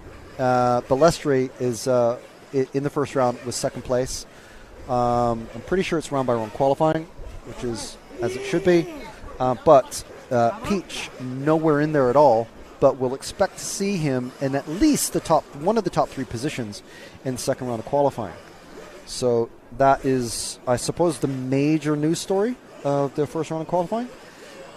Everybody that we talked to, from Gruber, Balestre, Grosskamp, Tironi, everybody was saying Peach is the fastest guy here. So for him not to even get, well, he got 1 lap in, but for him not to do anything in the first round was kind of a shocker. So, but we don't know what happened. We have no idea what happened. And we were so busy because the qualifying runs are so short. It's only 4 minutes. They got 3 minutes of warm-up, which has just started for this Group 3. It's a very, very hectic run. So it's not even 5 minutes. It's 4 minutes. That's it. So there we go. There's our runners and riders for the third group of racers out in this second round of qualifying.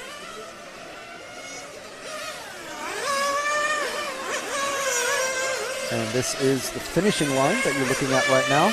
And there's that cool grandstand that's built in. And you can see the second grandstand along the main straight as well on the far right of the picture underneath the live timing that we've got. So come Saturday, the grandstand to the left of the picture will be nearly full, guaranteed, because the club somehow are able to get just regular people, just regular non-RC people to come out and watch the racing. It's actually fantastic. So we love seeing that at these EFRA European Championships. What a way to get someone. You hear about racers, people who are even just mildly involved with racing, whether they're mechanics or marketing people or whatever, tire suppliers, something like that. The first time their parent took them to Brands Hatch or Silverstone or whatever, real car track that they went to. Car number 1 coming into the pits after sliding off track and smashing its bumper. Has definite body damage. Can't tell if there's anything wrong with it, but it cut the track and went into the pits. So there's 1 minute of this warm-up period remaining.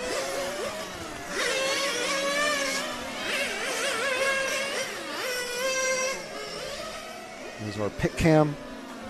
So, and there's one of our female mechanics now. And one of our many bearded mechanics. I mean, if we're going to celebrate everybody that's here. You just see the rostrum just above the driver's stand. Nice and high. That's all solid concrete. So it's a very, very well built racing complex here. So 10 seconds before the time starts, and they're already going out on track because it takes about 10 seconds to get around to the timing loop. Time has started. First car across is car number 3.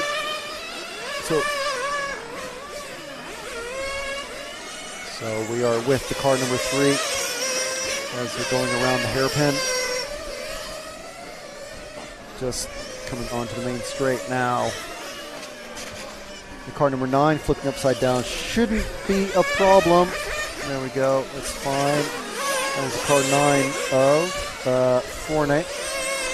Car 3 is Saborit from Spain. And we don't have the speed trap running, but I can tell you that these cars are probably doing 70 to 80 miles an hour, I would guess. It's about 110, 115, 120 kilometers an hour. And I'll find out, I'll get that information from one of the club people here, because they'll know a much more exact figure. So if I automatically think in miles an hour because, American living in UK, so everything's in miles. Let's drop back one car so we can try to follow a few more people. It's this bright yellow car now. See who this is. This is the number... Oh, wait. Is it an 8 on the front? And then a 9's on the side? I think it's the car 8. Oh, sorry, car 9. The Forney. I'll give him a follow. Tony Forney Tomas from Spain. So we'll drop back another car to the number 5, yellow and green. Yellow and green, just coming around the Omega now. That's what I call the Omega. Down the pit straight, into the hairpin. And then powering up that main straight again. Now these guys basically on power, on throttle the entire time they're going around the track. That's why the track is a very fuel-thirsty track. And I was going on for so long about the fuel usage. These guys get about not even 4.5 minutes of running out of each tank of fuel. So car 5, this is Alain Levy, and we'll drop back to the Tiffany green car of number 2, Tobias Hepp, who's actually at the moment running in the top spot. And this is just qualifying. Again, everybody on their own clock. So what that means is if someone's coming up on you, it's not a race, technically. You're not racing for position on track. You're racing basically just on your own clock. You're just trying to do quick laps. So if you start to hold someone up, you're basically slowing yourself down because you're running defensive lines everywhere through all the corners and making it more difficult for someone to pass you. And what that does basically is slow you down.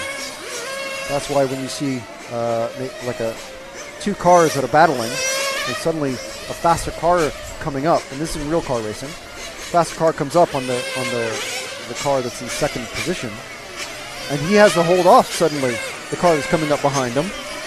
He starts to fall back from the car that's in the first position. That's how it is. There we go. That was the number 0 car being rescued. That's Luca Minganella from Italy. He's running past our ambient mic. So anyway, my point was, don't run defensive lines and try to stop someone from passing you. If someone's faster than you, just let them go because it's just better. Better for everybody. So this is the car number 2 of Tobias Hepp. So let's drop back if we can. We only got 10 seconds left.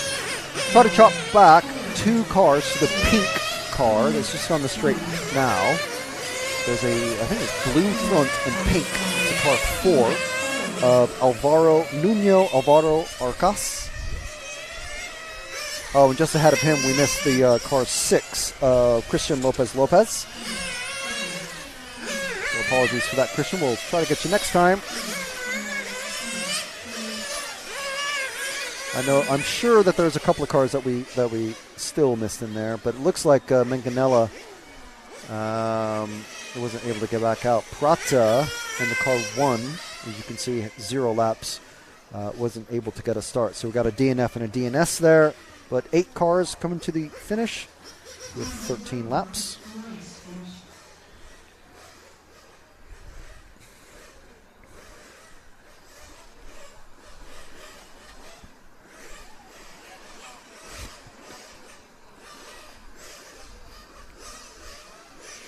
Someone cheering on Tobias Hepp. That is Torsten Mueller.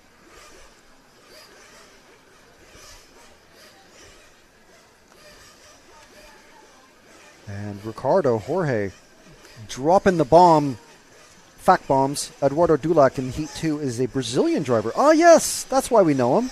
He's raced under the Portuguese flag in the 2008 European Championships in Valencia. Yes, he races basically under the Portuguese flag whenever we see him. That's why he's such a familiar name. So, yeah.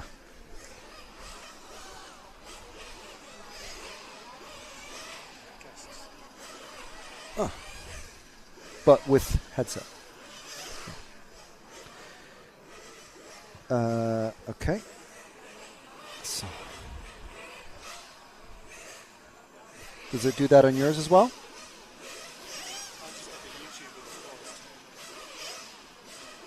Yeah, but you only see the one. Oh, okay.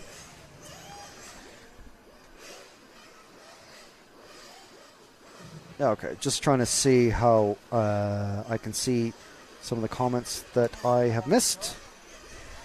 So, I haven't mentioned that there's someone just pointing at our camera, I think.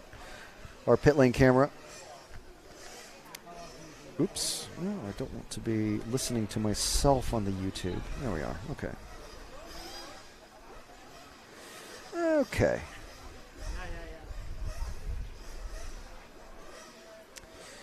Right.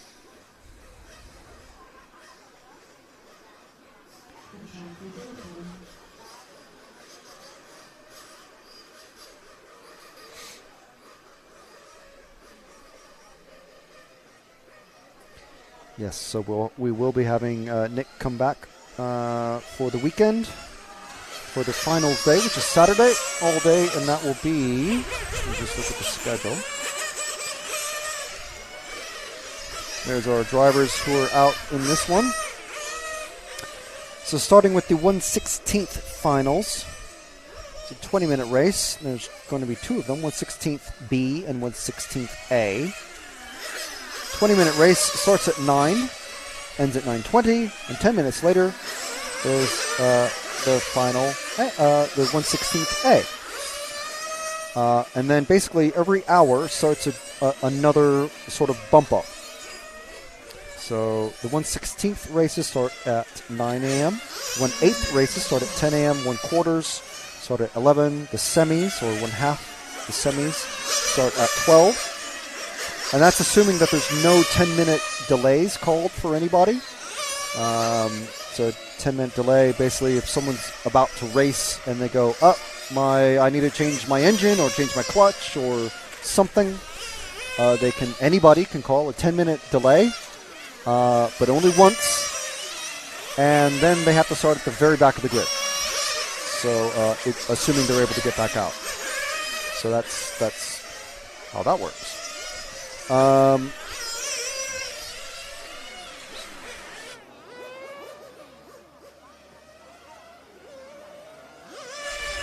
And so we're hoping to get some guests in, and we'll be working on that stuff. We try to, if you're familiar with RCTV, you know that we kind of just get going the first day, and then we kind of improve things. We're only here for 3 days. Unfortunately, I had to miss the opening ceremony last night. I had, a bit of an adventure getting here. But actually, you can check that out on the RCTV Facebook and Instagram channels, social media, whatnot. And you can...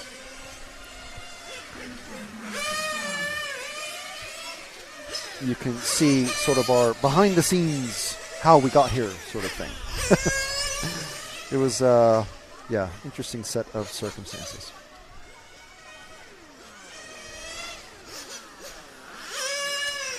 So this is our finish line camera. And time is just about to go, so we'll swap back to our main camera, who is following. Let's see who this is, just coming down straight. First car out is a gray car of number 8. And this is Heat 4. So number 8 is Ruben Olivares Munoz. So yeah, we've gone on for the gray cars quite a bit. So we'll let it go just for a little while. But yeah, gray cars are a no. They're just a no. So, but we are trying to follow people as they come around. Give everybody, a little bit of RCTV love,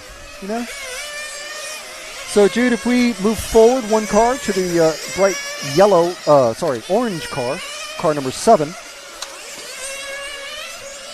That's Valentini Alesi. If you're familiar with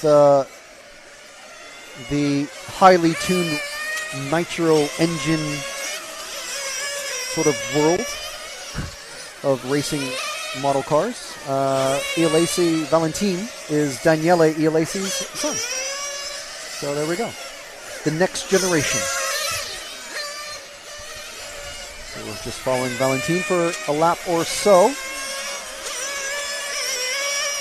And if we move forward once again to the blue, the gray and blue car, so I'll forgive this one. The gray and blue of number 3, John Ehrman. John from the Netherlands. And I mentioned before that he's actually been on a TV show in the Netherlands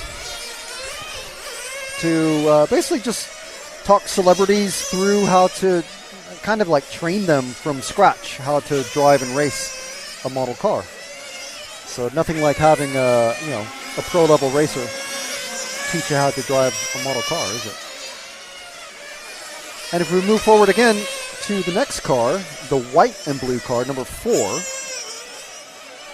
just coming down the straight now, and into the final turn, across the start-finish line, around the Omega, and that is Jorge Martinez Agudo from Spain. I don't know anything about Jorge, except that he's here and racing, so good for him.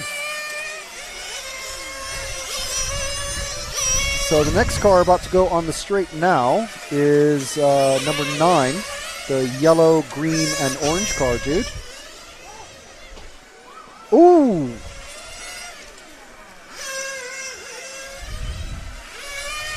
That was a nasty one.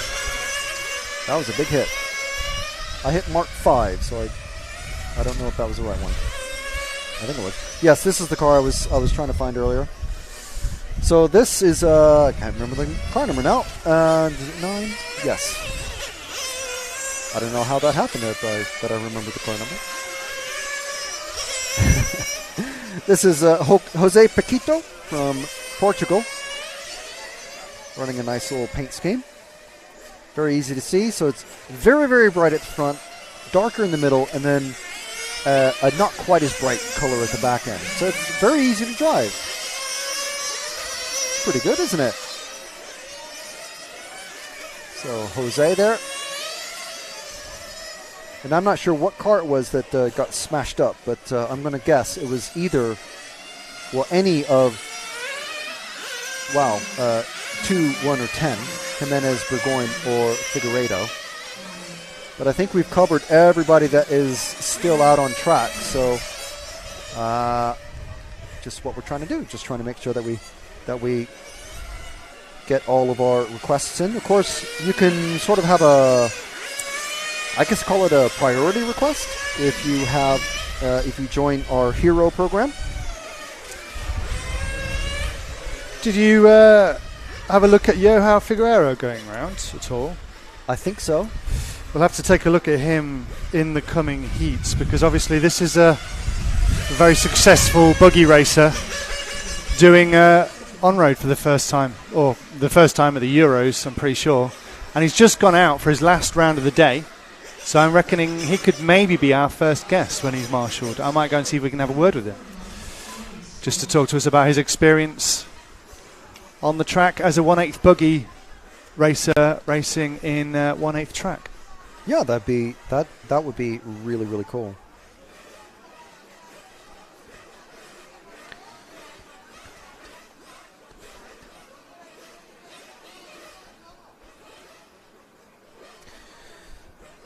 All right, so yeah, I've got the comments popped up. Yeah, and Ricardo Jorge, again, with the dropping the fact bombs. Joao Figueiredo, Heat 4, is a multiple times Portuguese national champion in 1/8 on-road, off-road, and is also a multiple times finalist in 1/8 off-road ECs and WCs. This guy... Yeah, but, I mean, Ricardo... he just keeps dropping, just like, bam, here's loads of facts about this racer. Here's tons of facts about this guy. Ricardo, send us your CV. Would you like a job?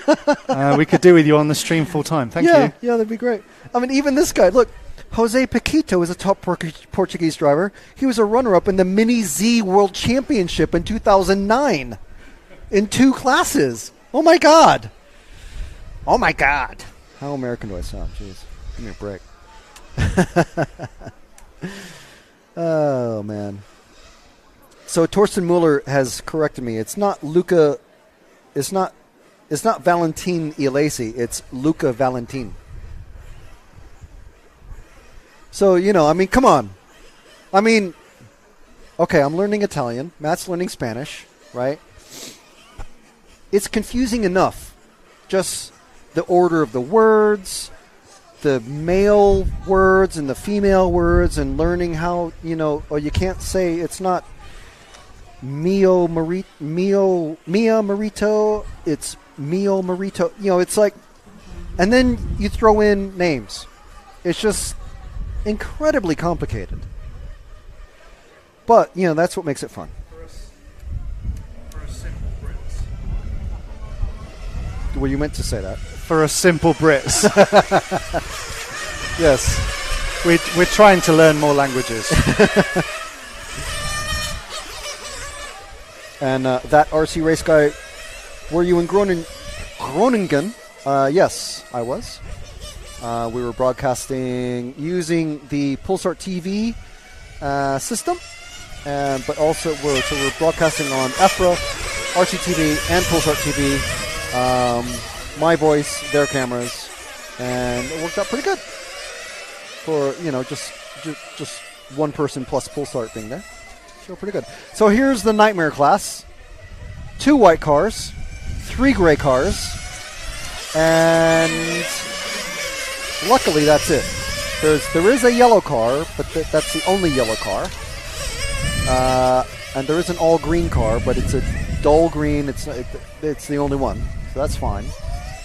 So anyway, this one, Group 5, Car 1, Thomas Atard, Car 2, Victor Wilk, Lamberto Colari, Robin Hertong, Maxime Ripoll, Juan Antonio Hidalgo Garrido, Jonathan Gandin, Thomas Lorenzi, Sasha Klug, and Luis Christophe. Unless it's Christophe Louise, I do not know.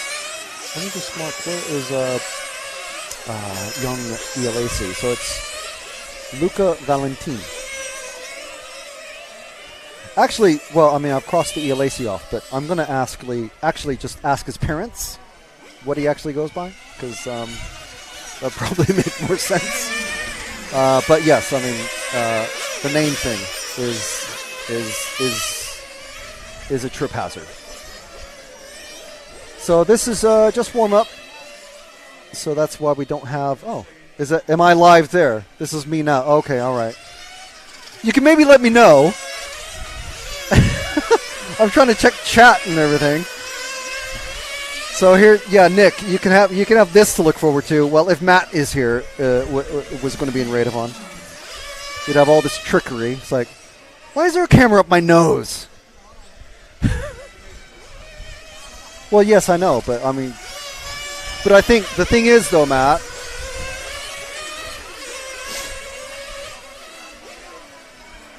yes, we're going to have people walking past. I know. It's a busy race circuit. I know, but if we're standing here and talking like this, they're just going to walk in front. Yeah, it's a busy race circuit. Or maybe we just turn it a bit so people can still go there, and we're stood here. We're dealing with all the light in the background. Okay. Okay, so someone said go John Ehrman. Yes, I think. Well, I'm sure that was for the previous heat. John doing okay, I think. I mean, for a non-pro. I mean, he's obviously good. Far better than I would ever be. So we're 30 seconds into the qualifying, and let's see what car we are on. We are in the infield, coming out onto the main straight, down the straight. Look how long that straight is. Full power all the way through. This is car number 5 of Maxime Ripoll. So a nice race scheme, white fading into yellow, but from this distance it's just white and blue. But it's nice. I think that's a good race scheme. So that when you get up close is when you see all the details, like the little streaks and shadows and flashes and darts and stuff like that. So if we move forward to the all-green car, that's the car number 8 of Thomas Lorenzi. And there it goes, coming on to the main straight now. There it goes, full throttle. Maybe lean it off a bit, and then into the shadow across the finish line. Click off another lap around the Omega. From this angle, it doesn't look like much of an Omega. I'll give you that. But from where we are on the ground, it almost looks kind of like an Omega. And I use that.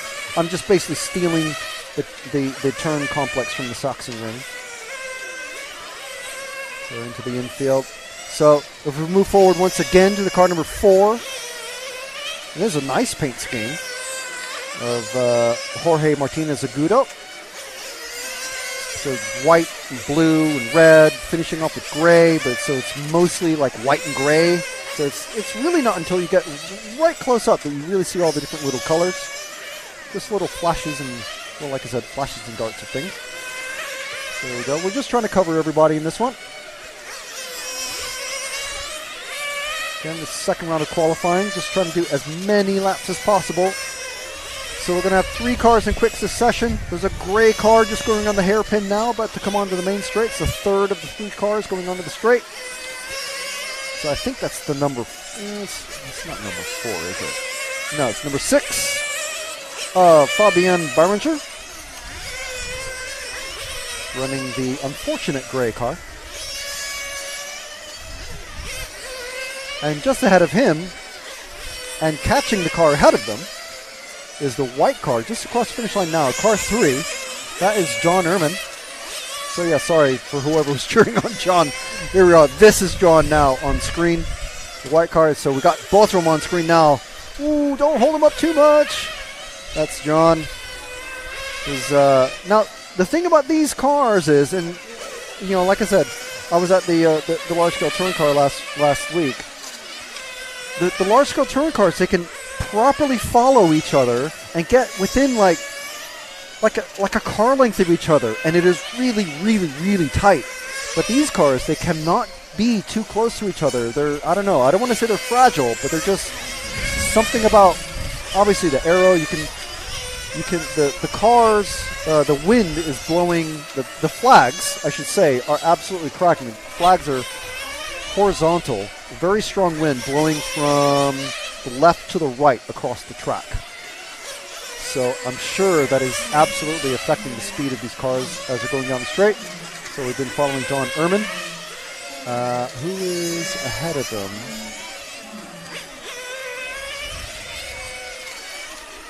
Well, time is up, so I think we've run out of time to try and find the next few cars. But we're skipping around a bit, so it's all right.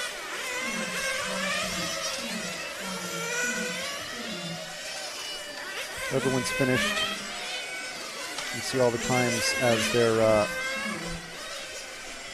coming across, going from light green to dark green.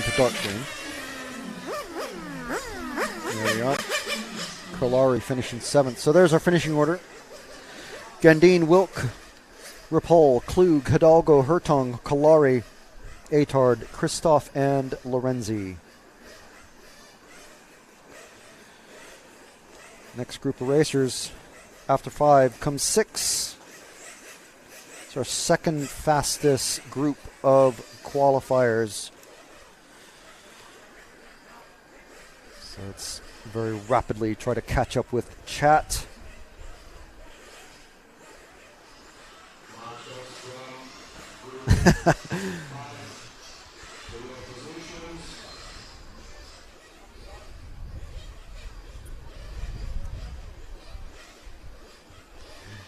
So Ricardo's saying, just trying to help you guys with some content for today. Let me tell you, you've been absolutely super, super helpful.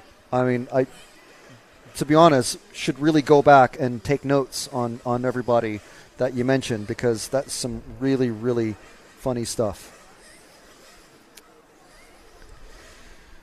Really, really interesting stuff. Ah, that RC guy. Hey, it's Neo. Neo, Of course I remember you, Neil. How can I forget? I gave you a sheet of stickers, and then you stole 2 more off of me. No, you stole 1, and then you asked for 2 more. That was it. There you go. You can't beat kids these days, which is unfortunate, but also really good. Haha. Beard Rub. Host is exposing all of us low-class Americans. I don't know what comment you're referring to that I said, but there you go.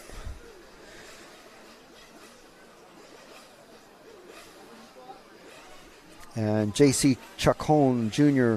saying the spectator grandstands alone are next level. Yes, indeed. I mean, they're just simple, large concrete steps, but they've got covers, they've got speakers. There's a screen on one of them so people can see who's actually leading, because there's no race commentary. There's no track commentary, no track announcer saying, oh, and so-and-so's in first and blah, blah, blah. They can't hear me. They've only got them, they can only look at the numbers as they're speeding past. But anyway, it's a really good facility. I mean, I actually take pictures of all the EFRA pictures, stuff like that. I take a lot of those photos that go online. Actually, I need to upload some more to the EFRA Facebook page. Go on there, and you can see some of the photos that I've taken already. What? Oh, Joao. Okay. So we've got Joao Figueiredo. He's just popping in. So let's get him set up. So we've got Group 6 out there on track, but we're going to be talking to Joao Figueiredo. There we go.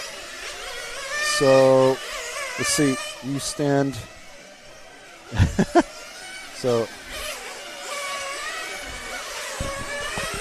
yeah. So just don't move your feet. Don't let people walk behind you. That's okay.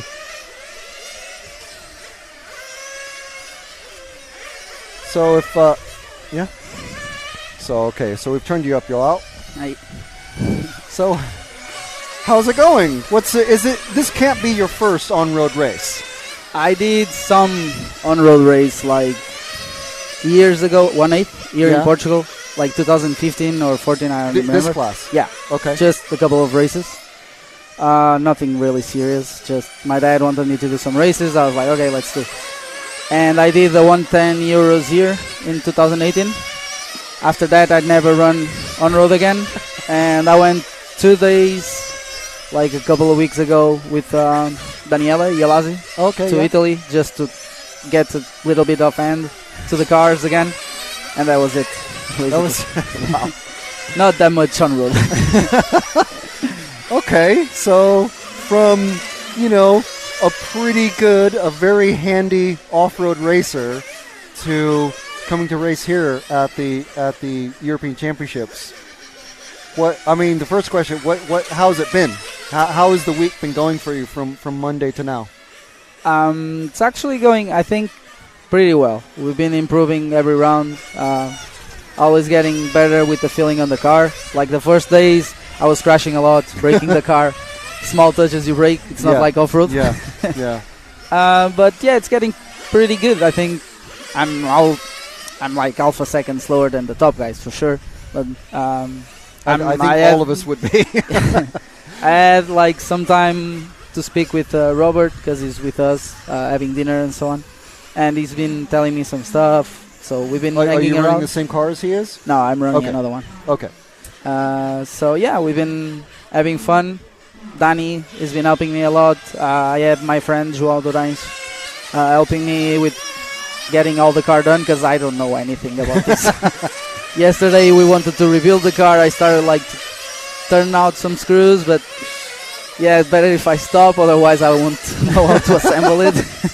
But yeah, it's been a pretty fun week so far. I mean, obviously anyone who's familiar with RC knows that there is an absolute world of difference between this 1/8 track car and a 1/8 gas buggy. What has been the biggest difference for you? I think mostly like the tension. Like we are super tense up there, super nervous with everything because it's so much, like way much more speed than off-road. So like even if you're feeling comfortable with the car, you're not really comfortable. At least like for long runs, I suppose it's should be like after a couple of laps we'll get the hang of it, and that's all right. But it's just the speed basically, and the amount of grip we have on these cars. Like the more you punch it, the more grip it has. Yeah. It's something crazy. But Because these run just full solid rear diffs, right? Yeah. It's full diffs. yeah, And then front one ways. no, they don't have any diffs, just belts, Yeah. one-way belts, and front and rear. So Yeah. only braking in the rear. So that's another thing I'm struggling with, the braking. Like I'm used to brake and all four wheels stop. Here it's like using handbrake always. So I mean, first of all, are you having fun? Yeah. Okay, so it's kind of a fun thing for you. Are you helping develop something for ELAC? I mean, not really. Like I've been testing some stuff with him, but also Pitch and Gruber are testing that as well. I mean, I don't really know, or I can't really feel the difference on these cars as I can feel probably on off-road. Yeah. But yeah, I mean, sometimes the first days I was missing some top end, so we tried different pipe, different manifold, and that was basically it. And then I just tested like a couple of engines, not like these guys, like 5-6 engines. Okay, yeah. so we've talked a lot about the differences. What are there any similarities to off-road and this? I think, I mean, it's difficult because this is much you're more almost saying fluid, there so- aren't any similarities. No, because it's like, I mean, in off-road you want to keep on the line as here, basically. The difference here probably is, the lines, you need to keep the speed to get them there and don't mess around. Yeah. But it's not that much of similarities, on that, to be honest. It's I tried a completely couple of jumps and it didn't work, so... Yeah, these are much different types of jumps that you don't want to be near, really. Yep. You've seen some cars just go into the wall at the end of the straight. It's a very, very thick rubber, and then there's a metal fence behind it, and then a concrete curb as well. Yeah. So you don't want to be anywhere near that. Basically. Some cars come off with body damage and all sorts of Yeah, I things. already touched that wall a couple of times, so... Not very good. Yeah. But yeah, still having fun. Yeah. I had some bad luck now, though. I crashed into the car there, but... Was that was you? Yeah. I hate to say it, but that's going to be a replay. I know. We have a little button that says save that, save it on the hard drive as a replay. So, but we actually caught it on camera, so it's really rare, to be honest. So I know, because I had some friends telling me, "Oh, you're doing great," but then you crashed. So I suppose they were watching the live, and I said, "Okay, I might as well go there and see it again." yeah. But yeah, Okay. Well, just a real quick one, just to finish off this race. So this is Heat 6. Linu is actually going to take this one. He's got almost. Mr. Hot Race, Filippo Dominine now in there. So, Dominine, have you experienced racing him? no, This kid is fast.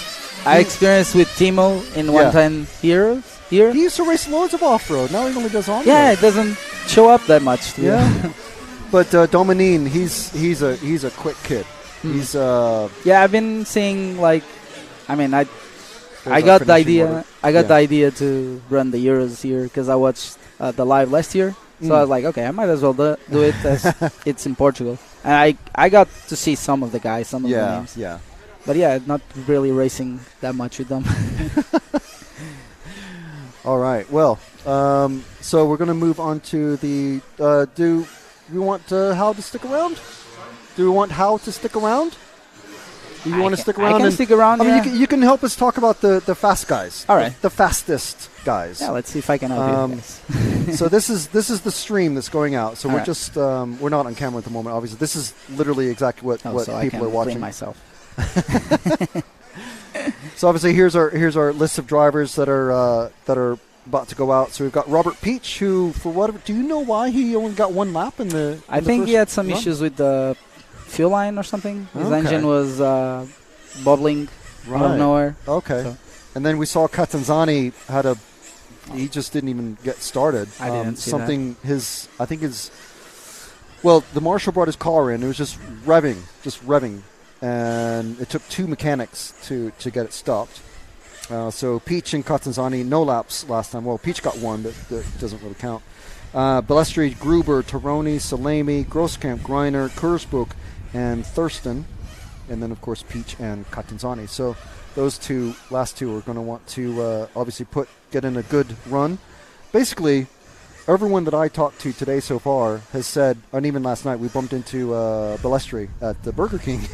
Surprised that there was a Burger King here. So it's like, yes! But everybody was saying Peach is the fastest. Yeah, yesterday he was looking pretty fast and consistent. Yeah. And I think even today in the morning, he was pretty fast. Yeah. I mean, he was testing, from what I noticed and spoke with him, they were testing like practice car and the race car. Like as soon as he put the race car and the engine, like the race one, you could see like straight away the difference. But yeah, he was super fast. But I think like now Gruber joined the party. Yeah. From what we noticed. So. And I know these guys aren't like, oh, I won the European Championship in Italy a few weeks ago, so I'm looking really good. I know they don't think that. But, from our sort of the TV perspective, the last time we saw Gruber, he won the European Championship. Yeah. So he's got to be feeling kind of confident, right? He's not going to be saying, no, I'm going to just give it up. I suppose he must be like motivated to come here. Yeah, I mean, definitely. He already got the first round. Yeah, so definitely. And that's now. Forgive me for asking because I'm sure some of our viewers are going to be curious. Now, we cover so many things that I don't know the ins and outs of EFRA how qualifying is different for all the different classes. So how does it work? There's 5 rounds of qualifying. Yep. Are there any throwouts? How many count? So it's 5 rounds. Yep. You take the 3 best out of the 5. Okay, so you have 2 throwouts. Yeah, 2 throwouts and the 3 best counts. Okay. Yeah. I don't know how the draw works here, but it should be on points, I suppose. Right. Okay. All right. So obviously, that was Tony wins that one, and that was Robert's 1 of 2 throwouts. Yep. Hopefully. But yeah, these guys are crazy fast. I was like, every time I go watch them, it's like, and they are way too precise driving the cars. Like, especially if you watch Peach and Balestri driving, it's crazy. Because before Gruber was not that fast, but it was like you can see like he's a proper driver. He gets to the line and it's that and that and that. But with Peach and Balestri, you can see them like putting the laps down like lap after lap after lap. So it's just the same, just time trialing, just like consistent lap time. Which that's the most difficult thing here. Like with the speed we have on these cars, like if you miss a little bit the braking point or just the lift off on the gas, it's just the car just goes. So at least that's what I feel. I don't know if they feel that. Now, which car? I know Peach is car number 1. So yes. which one is he? I mean, which car? I can't. The orange one is on the pits. Oh, okay. He's just gone into the pits now, so it's. I think I can't hear the announcer, but I think that's probably just no one else has come in, so just maybe a little tweak. So, have you had any issues with the fuel timing? I didn't actually. I was surprised because at the Euros here with 110, I almost couldn't finish the qualifying. Really? Were those 4 minute or 5? I don't really remember. I think it was 5. Okay. I'm not sure. But I couldn't finish the rounds. Oh, man. I remember I finished one. The engine was like, and I went through the line, so that was good. But here, like, I think pretty much everyone is safe on fuel mileage, at least for a couple seconds. I was chatting with a few guys earlier, and they were saying it is very tight because they're only getting 4 minutes and 20 seconds on the tank of fuel. Yeah. And that's just enough time to go out of the pits, come around, and then finish your lap and then go into the pits. It's very tight. And you need to be super careful because if it runs out and you are on throttle, you just can break the engine out. Just run everything. So hurry up. I believe this is the car 1. Yeah. This is Peach. We'll follow Robert for a bit because if you want to see a fast racer driving a fast race car, this is it right here. Coming down the main straight. Do we know if the speed trap is working? Because, I mean, I usually tell people these things do like anywhere from 70 to 80 miles an hour. That's like I don't know, 110 like, to 120 they have kilometers. something But they're it counting, hasn't been working. but it's not working pretty well. I know that yesterday they were giving like 120, 121, Really? 122, but I Okay. think it's not real. Okay. But I mean, we're taking that as something to compare with the others. Right, so right, okay. They should go around 112, 130 kilometers per hour, I suppose. Wow. Pretty quick. So this is Robert Peach. So the last round we tried to give everybody a lap or so, but the running time is so short. We have to go, okay, now move. Yeah. And then, okay, now move again. It's not easy, No. especially as these definitely cars not. are fast. So let's see. Is this Jude reading my mind, going to the car number 0? This is Catanzani, who wasn't able to get any laps going in the first round. There's Across the start Gruber line. just behind him. Just ahead. Is that Gruber he's behind or in front? Is behind him. Gruber. Okay. Yeah. Car 3 of Gruber just behind Catanzani. And just look at how clean a pass. Whoa, right. In the braking area. There's Oh, not really man. a braking area there. No. Just going full throttle, which is crazy. Yeah, so let's stick with Gruber because he's going to be working through this group. That white and orange, the white and red car. Jude? Oh. He's going to make. This I can can't go remember messy. what car this is. He's just passing in the Omega. It's the car 8 Of Herzberg, I think. Kurzbuch, and then he's going to be passing Thurston very, very soon. There he goes. All very clean passes. Again, just for anybody watching, this is qualifying, so they're not really going to be holding up each other because that just slows everybody down. Everybody on their own clock and doing their own race time. So Peach, Balestre, Gruber, it's our running order at the moment. Top 3, Grosskamp right up there. Well, these guys swapping positions as they come across the finish line. So we're still with Tony. See if we can find Balestre. I'm sure he's got the... I think it's just behind Gruber, if I'm not wrong. Yeah, the car behind okay, yeah, so Gruber. if we drop back one car, Jude, and that will be the car number 2 of Dario Balestre from Italy. Gruber running, what car is he running? I think Capricorn. Okay. Gruber. So we got a Mugen, Infinity, and Capricorn in the top 3. Just for anybody curious about the brands. So down to the last 10 seconds of running.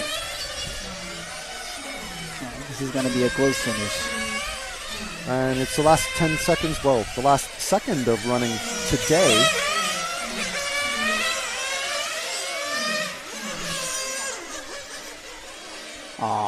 So there's our finishing order. Super close finish.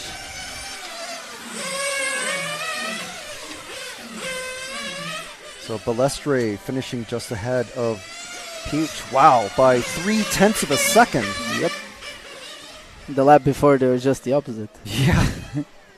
This is what is tight. crazy here. It's like the difference between the top guys. It's nothing. Like 3 times in off-road would be super crazy. Here they're like, oh yeah, 3 times. I mean, feels like 1 second. So it'll be interesting to see if Greiner can make up that sort of difference between him and Peach. Obviously the final on Saturday is a 45-minute race instead of a 4-minute race. But so it'll be very interesting to see what happens. Oh, I'm first. We're just trying to sort that out. So it looks like Thurston maybe lost a lap on that one, or did he run out of fuel? There we go. So here's our finishing order at the moment after 2 runs of running. So that's obviously Peach is up there in second. So that's with 1 throw out. This is so Just Tony. So his faster run. Well, this was his faster run. Yeah. His second run. So the first run at the moment not counting. Of course, this is it says run 2. There's going to be 5 runs or 3 runs to count out of 5. So there's our current qualifying order. But I think it's Gruber with 1 TQ and Balestre with another. So that's after 2 rounds of qualifying. So we're back on track. Well, we're back. Are we back on track at 9 or 10 tomorrow? When qualifying resumes. So that is at 10:20. So there will be a 5-minute or practice run for everybody to help clean up the track from overnight wind or whatever. But we're not going to be showing that. We're going to show qualifying, what's important. And that starts at 10:20. Fast guys are out on track at 11:10 and 11:20 tomorrow. Hal, it's been a pleasure. It's been a Thank pleasure. you very much for dropping by. It's been very illuminating. It's always good to have like a racer, especially one who's not normally in this class. Yeah, to give that the kind of perspective, because we had someone in the chat say, "Oh, we've got all sorts of off-road racing around us, but no on-road." We have lots of viewers from the States, and this guy's from the States, and it's a different world. Yeah, isn't it? It's way more like, I don't know, like everything is so small here. Everything needs to be so precise, even on the car. Like it's millimeters on everything. Yeah, so it's a different world for sure. All right, well, fantastic. It's been a pleasure, and good luck for the rest of the weekend. Thank you very much. All right, and we hope we can have you back soon. Yeah, for sure. All right, great. Thank you very much. Bye. All right, meantime, that is it from us here in Vila, Portugal for the EFRA 2023 European Championships for 1/8 IC track. That's it from me, Frank McKinney. We've got Matt in the production booth and Jude McCallum on camera. And we'll see you tomorrow from 10:20 GMT.